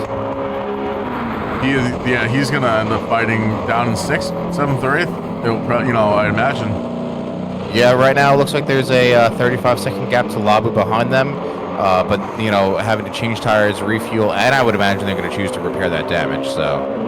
Well, I'll tell you what, Gilly's looking nice for a podium at this point right now. We don't know how the pit stops are going to affect things going forward, but he's got a 3-second gap between him and Moose. And Philo just, with a 9-second gap now. It looks like Tony's full on fuel. Where did he end up? Behind Labu in P6 right now. I mean, you just hate to see it. He was having a stellar race, took pole position, fastest lap currently. He's going to have to be praying that everyone else in front of him messes up now. Winter saying... That's a lot of time to make up. Yeah, Winter saying you can take Tony out of the NSX, but you can't take the NSX out of Tony. Ain't that the truth, man, brother? He's washed up. That's why he felt the need to change cars. Shoot, you know what? I know, F1 has the driver of the day vote. Can we get a washed driver of the day vote? Yeah, we should really start integrating polls into our streams. I think that's a good move for us. I think that's something we'll have to do in the future, absolutely. Well, we'll have to keep our eye. Obviously, we know Tony's got the pace, so Labu's not that far ahead of him. But then he's got a massive gap between himself, between Labu and Arc making the 4th. So yeah, he's got 50 seconds to Philo up in front, who just came into the pits. And even when Philo comes out of the pits, it's still probably going to be a 30-second gap. So Tony Cal's got to cut out for him, and just hoping that the fighting that maybe is going to happen in front helps him catch up, as well as his pace. We can't deny that Tony Cal's a quick racer. But ending up in the wall does not make you any faster. As in front of him, actually, Labu, I think, was getting a little dirty. Yeah, Tony Cal's catching Labu pretty quickly now as they're approaching the Parabolica. He carried a little bit too much speed out of the Scary and went a little bit wide. No track penalties for him, no track limit penalties for him, fortunately for Labu. But, he does end up off maybe with a little bit of dirty tires. And now Labu, he's going to pit, so that's going to give Tony 5th position, and he's got some time to make up. He's doing the time trial for the rest of this race. I don't know if he's going to be made. I mean, Arctic has been prone to some mistake, actually, as Tony passes Arctic on, I mean, almost same tires. You know, he's only, what, a lap down? Or a That's lap. right, yep. So that kind of worked out for Tony to be up in 4th. He may still get a podium here. I'm not sure where Gilly's at. Has Gilly does Gilly need to pit, rather? Gilly just came out of the pits on fresh softs and full tank of gas. Alrighty. So we'll have to see what his pace looks like. But Gilly's been very consistent pace-wise. I mean, 148, 140, high 148s and low 149s, it looks like. So we know Tony can go faster than that, and when he doesn't have an incident in a lap, he's in the high 147s and low 148s for the most part. But just looking at his most recent laps, obviously he spun around like a ballerina. He had to pit, and now he's, you know, down trying to just put time in. So we'll have to see where he ends up at the end of the day. That's right. Now we do see, you know, after Labu hit pit, looks like Marino's having a look on them now, as they just came out of the second chicane and heading toward Lesmo in P6 and 7. Marino, I think, is looking pretty good there, notably on the mediums versus the softs that Labu is driving on. But Marino's had pace all race. Yeah, Marino, as Labu gets in the gravel at the end of Lesmo 2 on the way out of it, I should say. He's going to have some dirty tires going down the straight towards the Ascari, and that's going to let Marino pass him, taking 6th place. Marino, I don't want to say mid in a bad way, but obviously, like we said for qualifying, the first 5 were separated by so little time, and then you had the gap between Arctic in 5th and Marino in 6th. As Labu goes wide again, carrying too much speed out of Ascari. That is not going to help his pace. But no, but those dirty tires certainly don't help him either. Not at all. He's going to want to keep it on track for a few corners at the very least, and see if he can get rid of any rocks and gravel stuck in him. Marino going to try and walk away a little bit, and doing it. He's doing well so far. We'll have to keep an eye on these two. See if we end up battling for P6 towards the end of the race. We moved down with Steezy, 30 seconds behind Labu. Steezy got Demon behind him, 3.5 seconds behind. Crispy is 4.5 seconds behind Demon. And we have Purple, who must have pitted recently because they're down either they pit or they had a spin as well. I'm not too sure. Yeah, I saw that they and Crispy were fighting a little bit. I didn't see, there's no damage on either of them, but Purple pitted at least 1 lap before Crispy, and now Crispy's back ahead of them. So just not having a good race, Purple. Our poor Purple boy. Unfortunate. You hate to see it. You hate to see it. Now, let me give you a quick summary on the tires. Everyone but one driver has made their compound change, and that is Mr. Labu. Mr. Labu is currently sitting at P7 and still been racing softs the entire time. So I think they're going to just wait it out until the last stint and throw on some mediums. And we know that McLaren is really good on its tires, and I don't think it's poor on fuel either. So maybe they could have used an earlier stint to their benefit, but by holding out the compound change, you know, they're going to have to force themselves to pit no matter what. Yeah, you know, I think maybe, I don't know if the fuel saving is going to be worth it later on in the race, especially if you end up, if the pit stops work out to be this close. You know, he's gaining on Marino now and showing some pace. Well, as he should. He's on the softer compound. That's true as well. Jump on board with Labu, someone we haven't. You're seeing through the eyes of a pumpkin man. Yeah, we haven't seen the pumpkin livery in some time from Labu, huh? We haven't. He's going a little bit wide. We've seen a few of the guys like that wider line through it. Not something that I've messed with myself, but it seems like right now whatever he's doing is working. As we're coming down the main straight once again, turning to lap 33 for these guys, and the gap is down to nothing as we're coming down to the first chicane. Marino's going to try to defend on the inside. Labu on the outside going into it. It looks like Labu actually breaks a little bit sooner than Marino and concedes to maintaining 7th place. Yeah, but Labu's got all the traction on that exit there. He's right behind Marino now. They're going to have a drag race out of the second chicane. Let's see if this one turns out any better for them. You know, Labu definitely, again, on those sort of tires is going to get better exits and can just throw down the power. Now, they might have might not make the move going to this chicane here, as we see them just follow Marino. But if they can, again, get a better exit and follow the Lesmo all the way down to the Ascari, it could really spell out P6 for them. You know, obviously Labu's got pace and he can see it, but because all he sees right now, especially if we jump on board, is going to be Marino's rear bumper and rear wing for the most part. So he has a bit of a moment exiting Lesmo too, but he's got pace and he knows it. So hopefully he doesn't make a mistake again and carry too much speed through Ascari and end up in the dirt once again, because this will be the third lap in a row, I think, for him. We'll see how he does. Yeah, now I want to speak on the Parabolica as they're approaching it. Keep it nice and tidy there, Labu. Finally, maybe remind himself of his breaking point. And I just want to keep an eye on the lines that they're saying. So you were saying Marino was taking it differently than what you were? No, Labu was taking it a bit wider.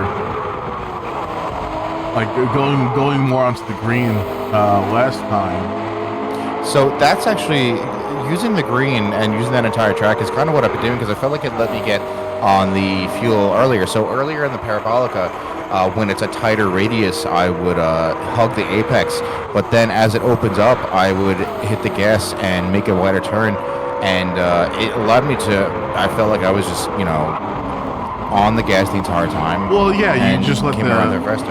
You're letting the car just rotate itself by using the throttle, right? You're not trying to fight it by any means. Kind of Exactly like right. No, he went wider before, which is why I made Oh, okay. maybe a mistake or what, I'm not too sure, but we'll keep an eye on these two, as right now they are just fighting each other, and that's that. 30 seconds between Labu and Steezy and Steezy's and Nathan. If we jump aboard Marino, he's got 40 seconds between himself and Arctic in 5th. Let's jump on board with Tony Cal, who's been making pace up. Arctic 2 seconds behind him, and Gilly just 4 seconds. So it looks like I forget what the gap was between him and Gilly before, if he's gotten it down by any means, or if he's been maintaining that gap at all. If we jump on board. I didn't notice the gap between him and Giller, but the gap between Tony and Philo was 52 seconds, and it's down to 11.5 now. So Phil must have had a moment that we think. Well, I think that was the pit stops. I think helped him out a lot, because if you're coming to the pits, right, you're not using the benefit of all that momentum and speed that Tony Cal lost. So I don't know, but either way, we can't write Tony off of the podium. There's still that 9-second gap between. I'm sorry, not 9 second. 1.7 second gap between Tony and Giller. Yeah, he's got some time to make up, but actually, speaking of the devil, Tony is just catching up real quick to Gilly. Gilly must have had a moment, and Tony is on it now. He's made his mistakes. He's put his head back down, and he's just trying to catch back up. He's got that gap down to less than 1.5 seconds, closer to 1 second. Yeah, I mean, Tony Cal's on a recovery drive, right? He was fighting for P1 this entire race, a true P1, because regardless, he was fighting with Fellow for so long, so he's got to be pretty upset and just refocus, put his head down, and making it work. But Giller, you cannot speak down or poorly about Giller. He's had a good race, maybe didn't show some pace a little bit earlier on, but right now is doing well to stay up at P3, but we'll see what happens again, as Tony Cal is, like you said, bringing down that gap now to less than a second. Yeah, he's getting nice and close. But you know what? I mean, talking about the championship standings, I know we don't have the points readily available at the second, but I know Moose and Tony are extremely close, and obviously they both took the 5-point penalty for swapping manufacturers with their silly season. But Tony Cal, if he ends up more than one space behind Moose at the end of this, is that's just that many points that he's gonna have to try and make up later. I hope that Moose maybe misses a race or has a moment in a few races and ends up many spots behind him. So this is really gonna hurt his chances for competing with Moose if he can't catch back up. Yeah, I mean, right now I'm looking at the points right now, and according to the chart, Moose is leading at 100 driver points. Gilly is P2 at 71, and Tony Cal's at 67. Yeah, that's massive.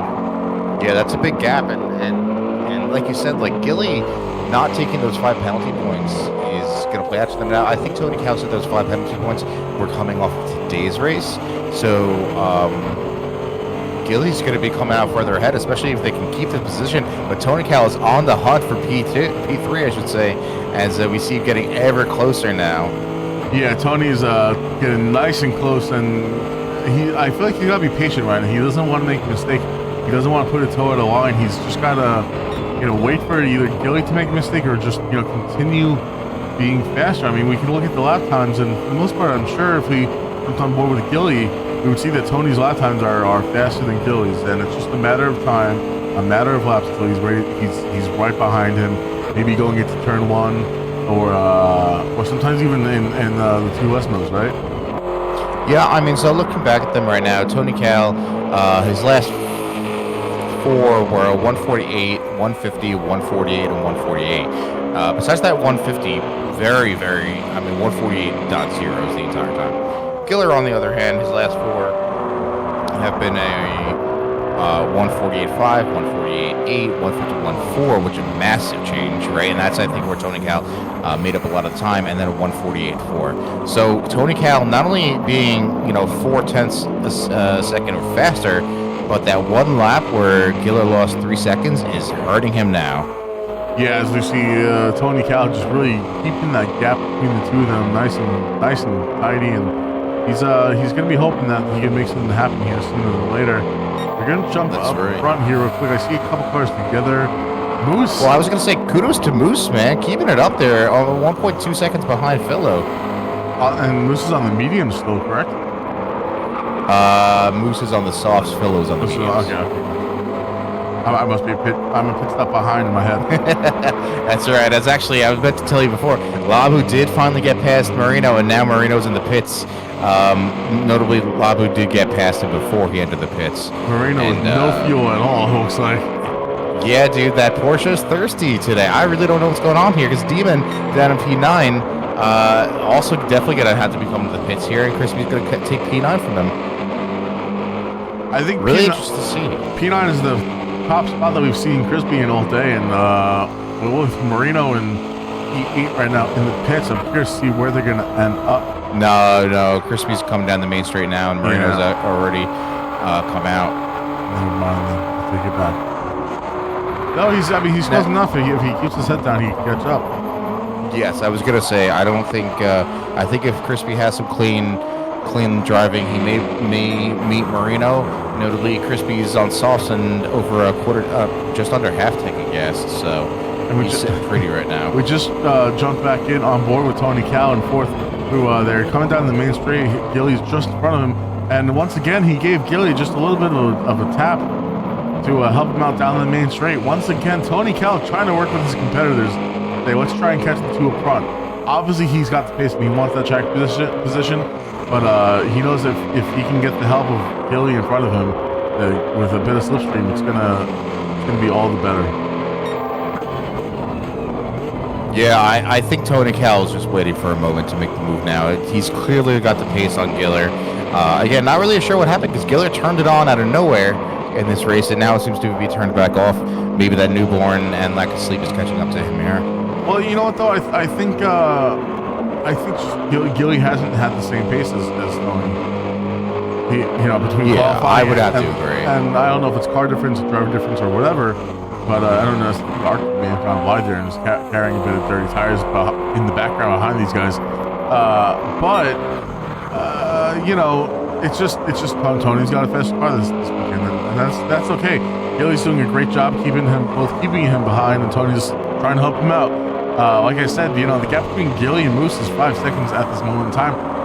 Honestly, when Tony had that incident, had two incidents, I didn't think that they would be this close to Moose.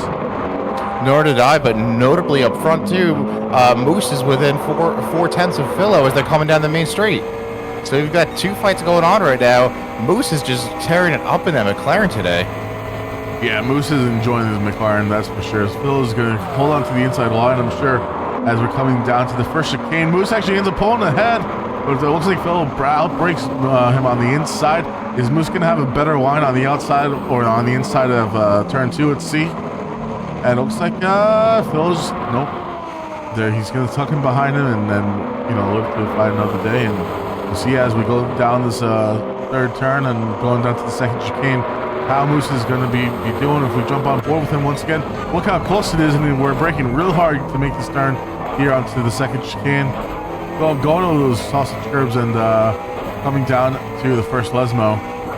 Oh, it's behind them, just past the second chicane. Gilly lost it, and Tony Cal has taken P3 from him. Gilly, and behind him, Arctic getting sloppy as well.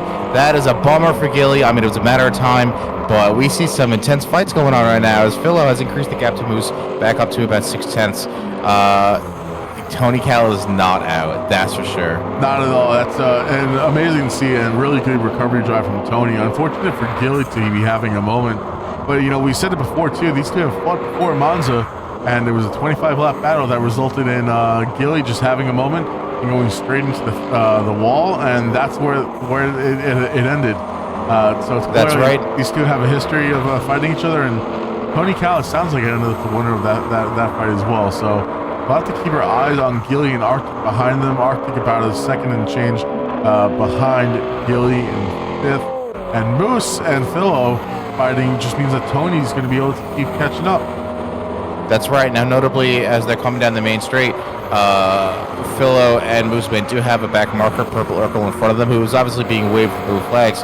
But you're not going to give it up on a straight like this here, so they're not even that close. As Philo is looking for the inside line on Moose, what's going to happen there? Oh, as wow. Philo takes back P1 currently, they're going to keep having at it, and Purple Urkel moves out of the way down turn 3 to give them the spots. Tony Cal is going to just clean up this the fighting from the two of them, and we'll see how it plays out as they're coming down to the second chicane. Philo now about 3.5, 4 tenths ahead, but we've seen this play out before. We've seen it play out before. Let's see who's braver under the brakes and who gets a better exit. Look at both of them clean and tidy though for now as they approach the Lesmo 1. You know, man, I know Tony's going to be seeing these guys just up ahead. You know, it's funny as you turn one corner and you start seeing the guys ahead of you, you know, you can start tasting it. You're like, I want to get in that fight. I want to get in that fight.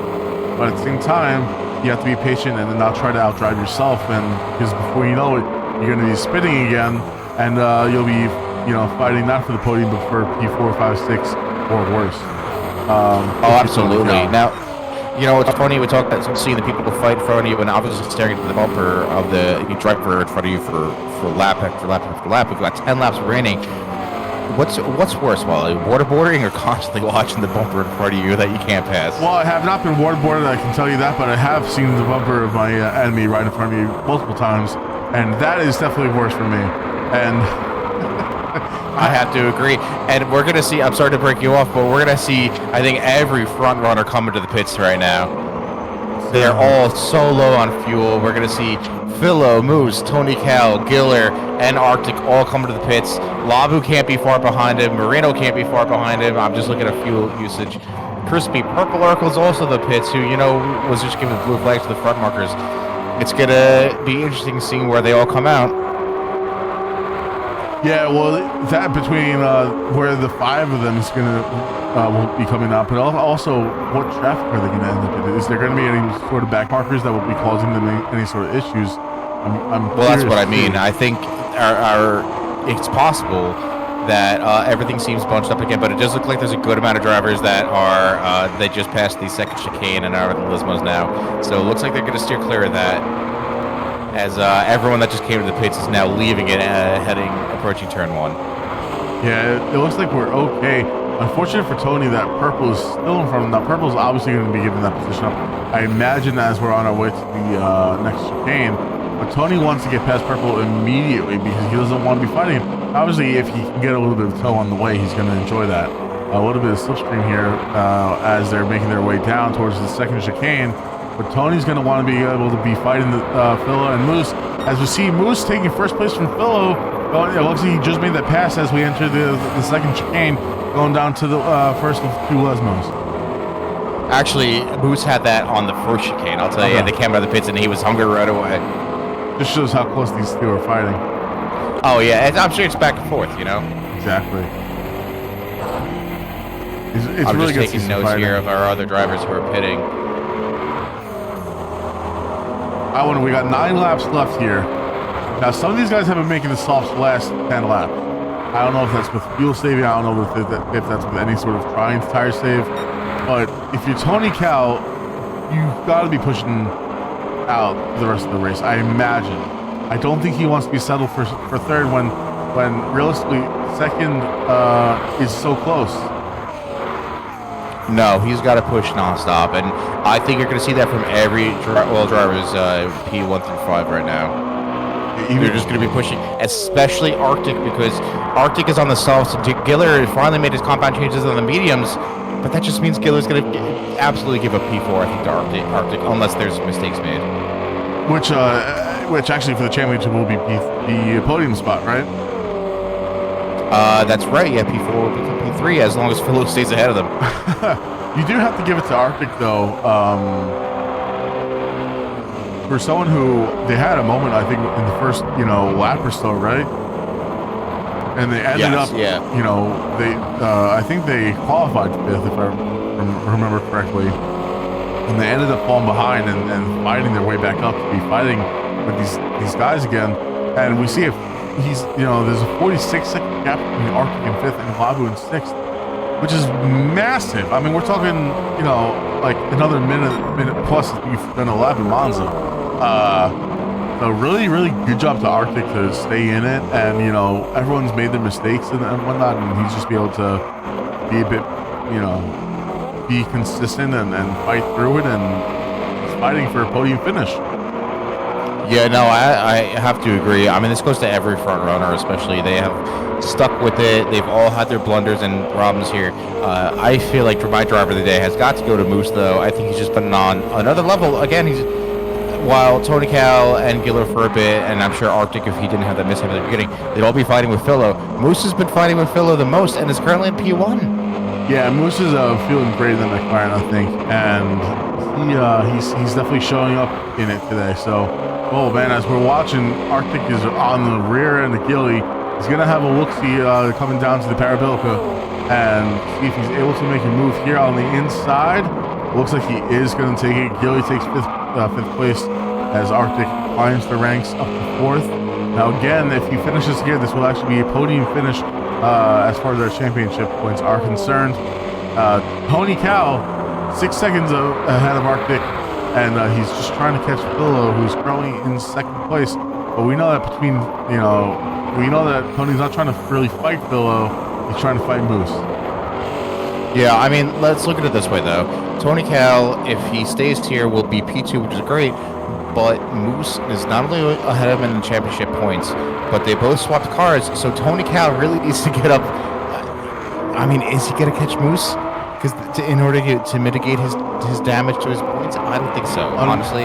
No. It's a tall order, and Tony Cal's just got to sit with it, but Giller's going to be enjoying that. Arctic's going to, who also made a change, Giller's going to be really reaping the benefits from all three of those drivers making changes, I think. Yeah, I don't think, unless Moose has a few mistakes, we could be surprised, right? We've eaten our words before as these drivers have surprised us. But he's got quite the ground to make up, and unless his pace is that far ahead of Moose's, then I don't know. But we do see Tony putting in purple sectors. He's got the fastest lap from his previous lap of a 147.6. And he just put in a purple sector 2, I believe that was. So maybe he'll be, I don't want to say I'll leave my hat if he gets ahead of Moose, but he may be making me do that. Yeah, maybe we could buy him a drink this weekend instead. We'll see.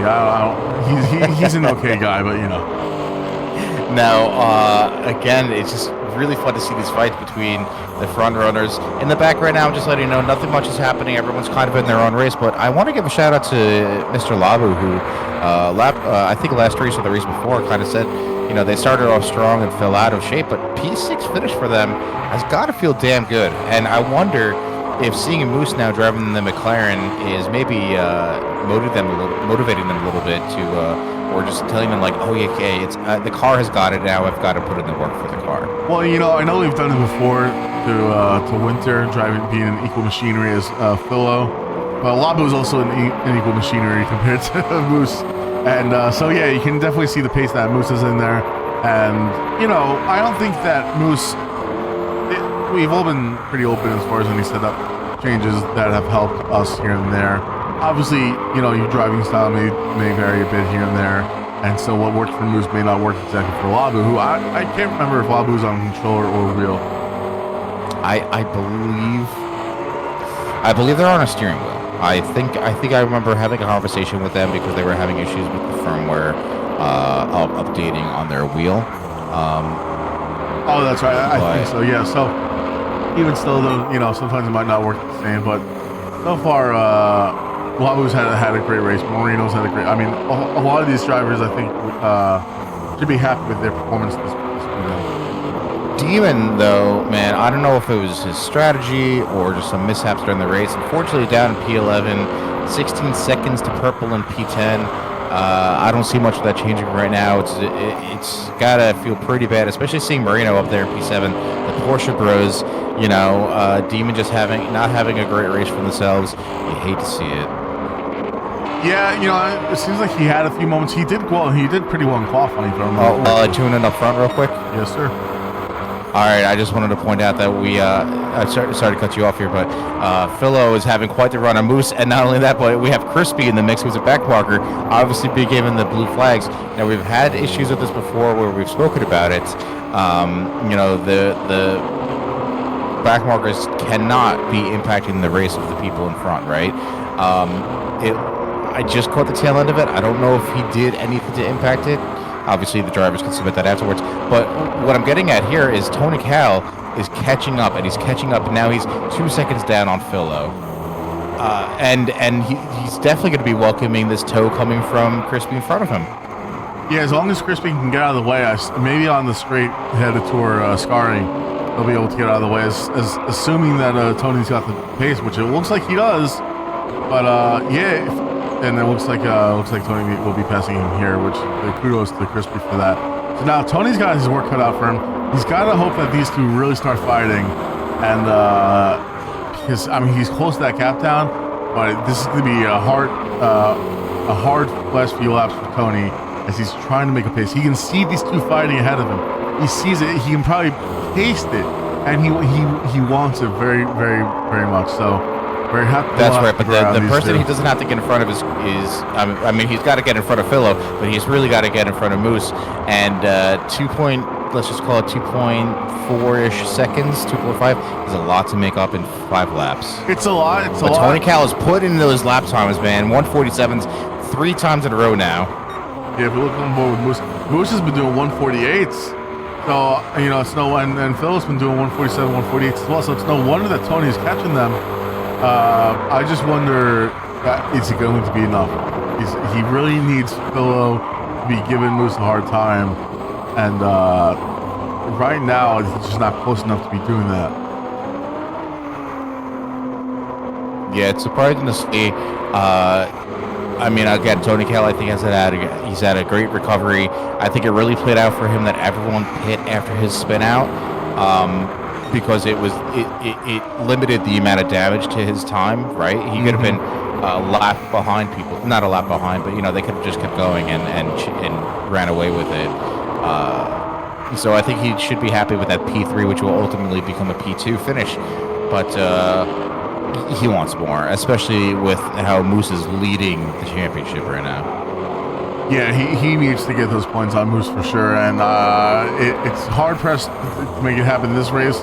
But you know, maybe the next, if he can, he's obviously more comfortable in this Lexus than he was his Honda, and Moose, you know, wasn't super comfortable in the Alpha, but his position really hasn't changed between the Alpha and the McLaren that he's in now. So if Tony can really turn the rest of the season around, we're gonna have it might come down to the last race or so, see who's gonna be crowned champion of this season. Yeah, now, speaking of champion of the season, we are going to have a trophy be sent out to the winner. It's very exciting. We'll get a picture of it when it's made and everything. But I think that's super exciting for the league and just, you know, helps incentivize everyone to do their best. Not as if you didn't want to already, right? Yeah, I think it's a great idea. It gives something tangible for these guys to be fighting for week after week, especially with such a long season. You know, we have it interrupted with the MX5 Cup most every other weekend, so it really extends this series tremendously. It feels like we've been doing it for months now, which I guess we have. And everyone has a blast. It's a lot of fun, but it's also a lot of time to be putting in. So to have something tangible that you can, hold on to and remember the work that you put in it makes it a little bit more. I don't want to say it makes it a little bit more worth it, but it's a nice reminder of what you had to do today.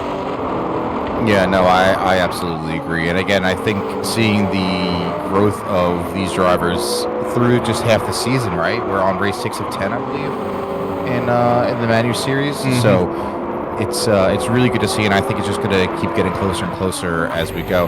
Now, interestingly enough, we did see the qualifying times be very close to this race. Obviously, the race itself is not as close, with Demon running 2 minutes 40 seconds behind P1. But again, shit happens, right? You have a bad race or a bad stint or whatever it is, and it could ruin your race. But doesn't mean that you can't come back stronger for the next one. No, absolutely not. And especially when we talk about Crispy having the pace this race as well. And obviously, if you make mistakes here or there, or it's not going to help you. But clearly, had the pace in his PTR.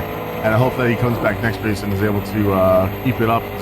Like I said, running P9, it's an improvement, and it's something that you like to see these guys improving week after week. Yeah, I have to say, of course, we always like seeing who's quickest around here, but watching the back markers and seeing them improve, it's got to feel great for them, but it's also giving us more actually to watch, right? I mean, think back to the beginning of the season where the driving wasn't as close maybe, or we had a lot of mishaps and not so happy campers after the race, right? Absolutely, but real quick, take a look at this. Billo and Moose are basically side by side fighting the past two corners, coming down to the second chicane. Moose is now in second. Tony Cal less than a second behind Moose. We have 2 laps left to go, and Tony is so close. Tony is right behind Moose. This is anyone's race. They can't make a mistake. He cannot put it to auto line, and he needs to get past Moose. He said Moose has got to make the defense of his life here if he wants to keep Tony behind him.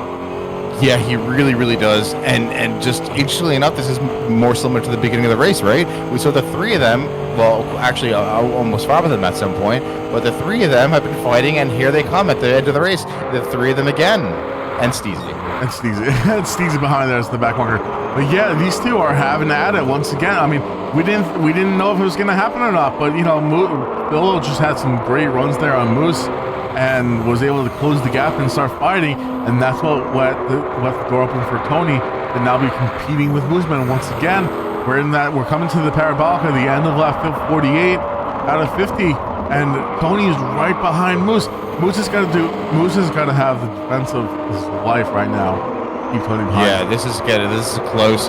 Let's hope that they can keep it tidy as they're coming down the main straight. They're approaching turn 1, the first chicane here. I don't know if Tony's going to have a look just yet. Tony's got to be patient, but he's also got to make it happen. He's right up behind him. Give him a little love tap there.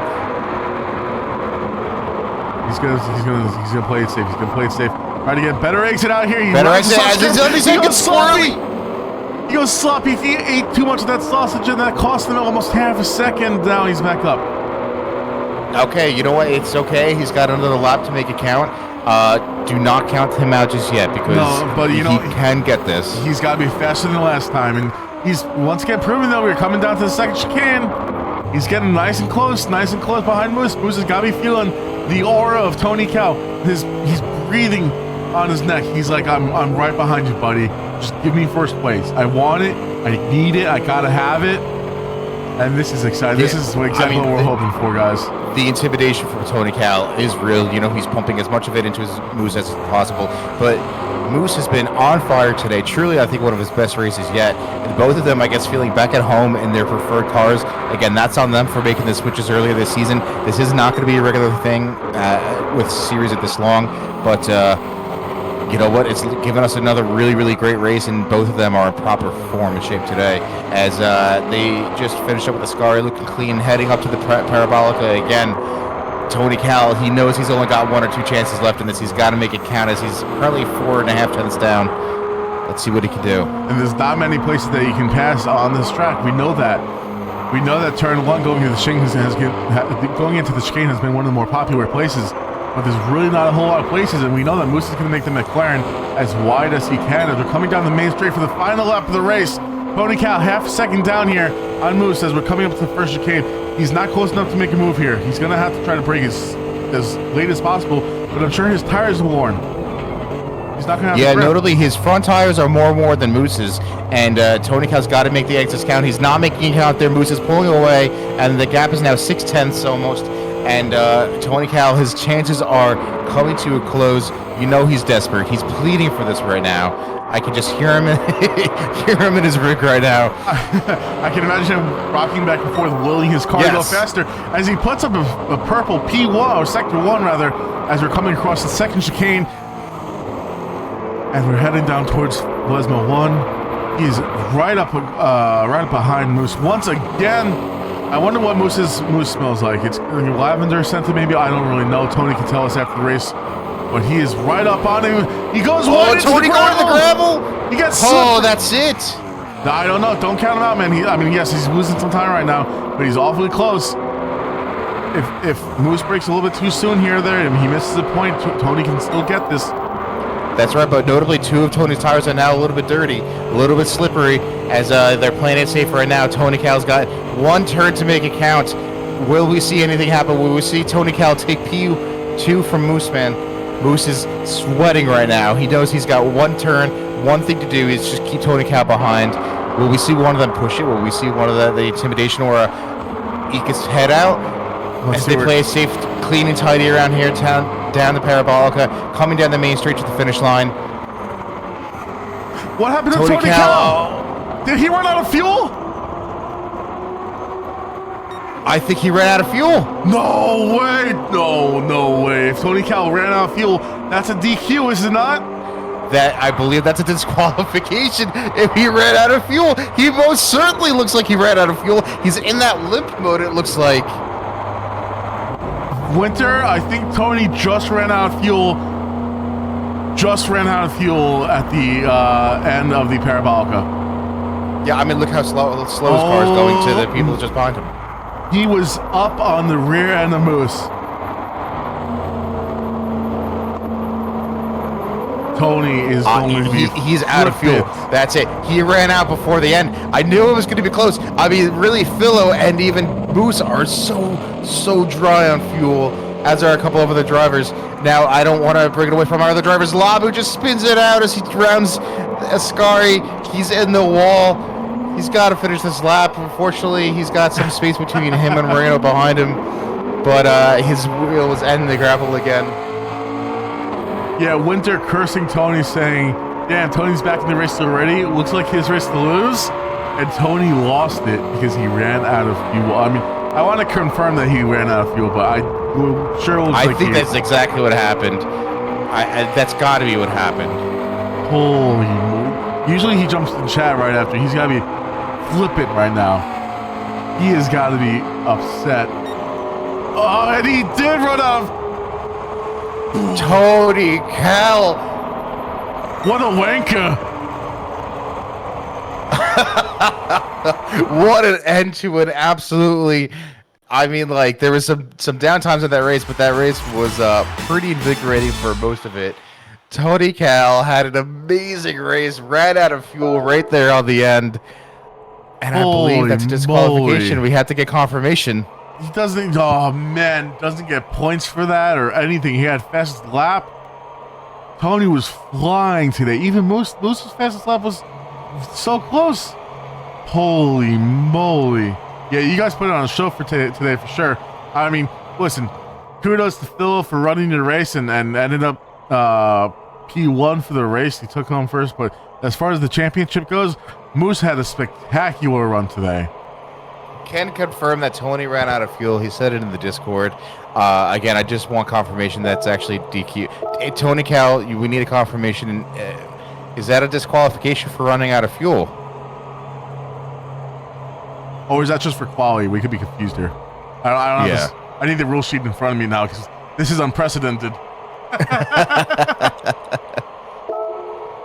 He's saying he's confused. I'm sure he's It's not. He coasted across the line. Okay, so as long as he finished, it's good. All right, then.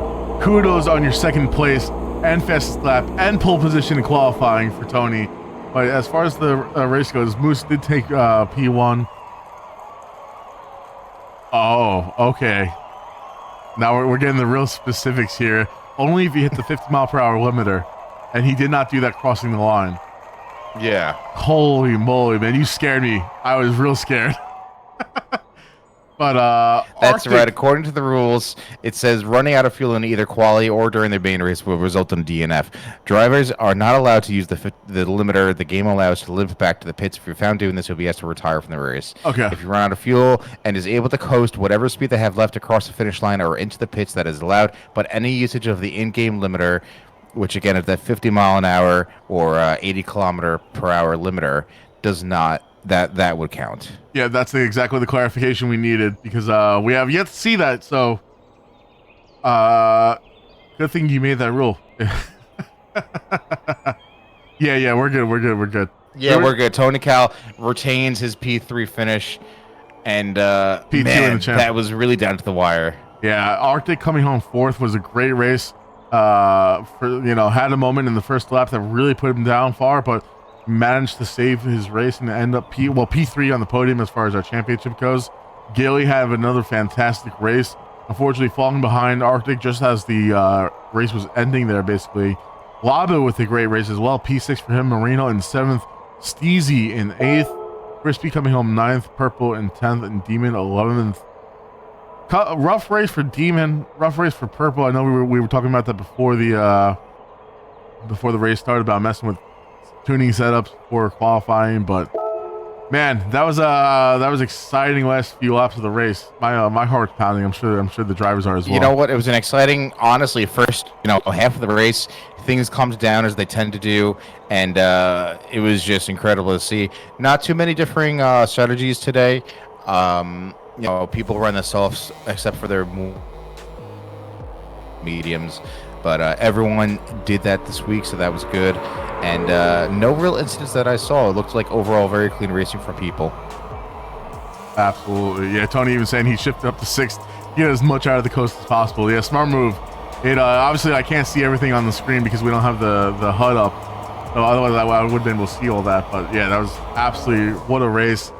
So if you want some more heart racing, breathtaking action, we can give that to you next weekend, where we'll be back in the MX-5s.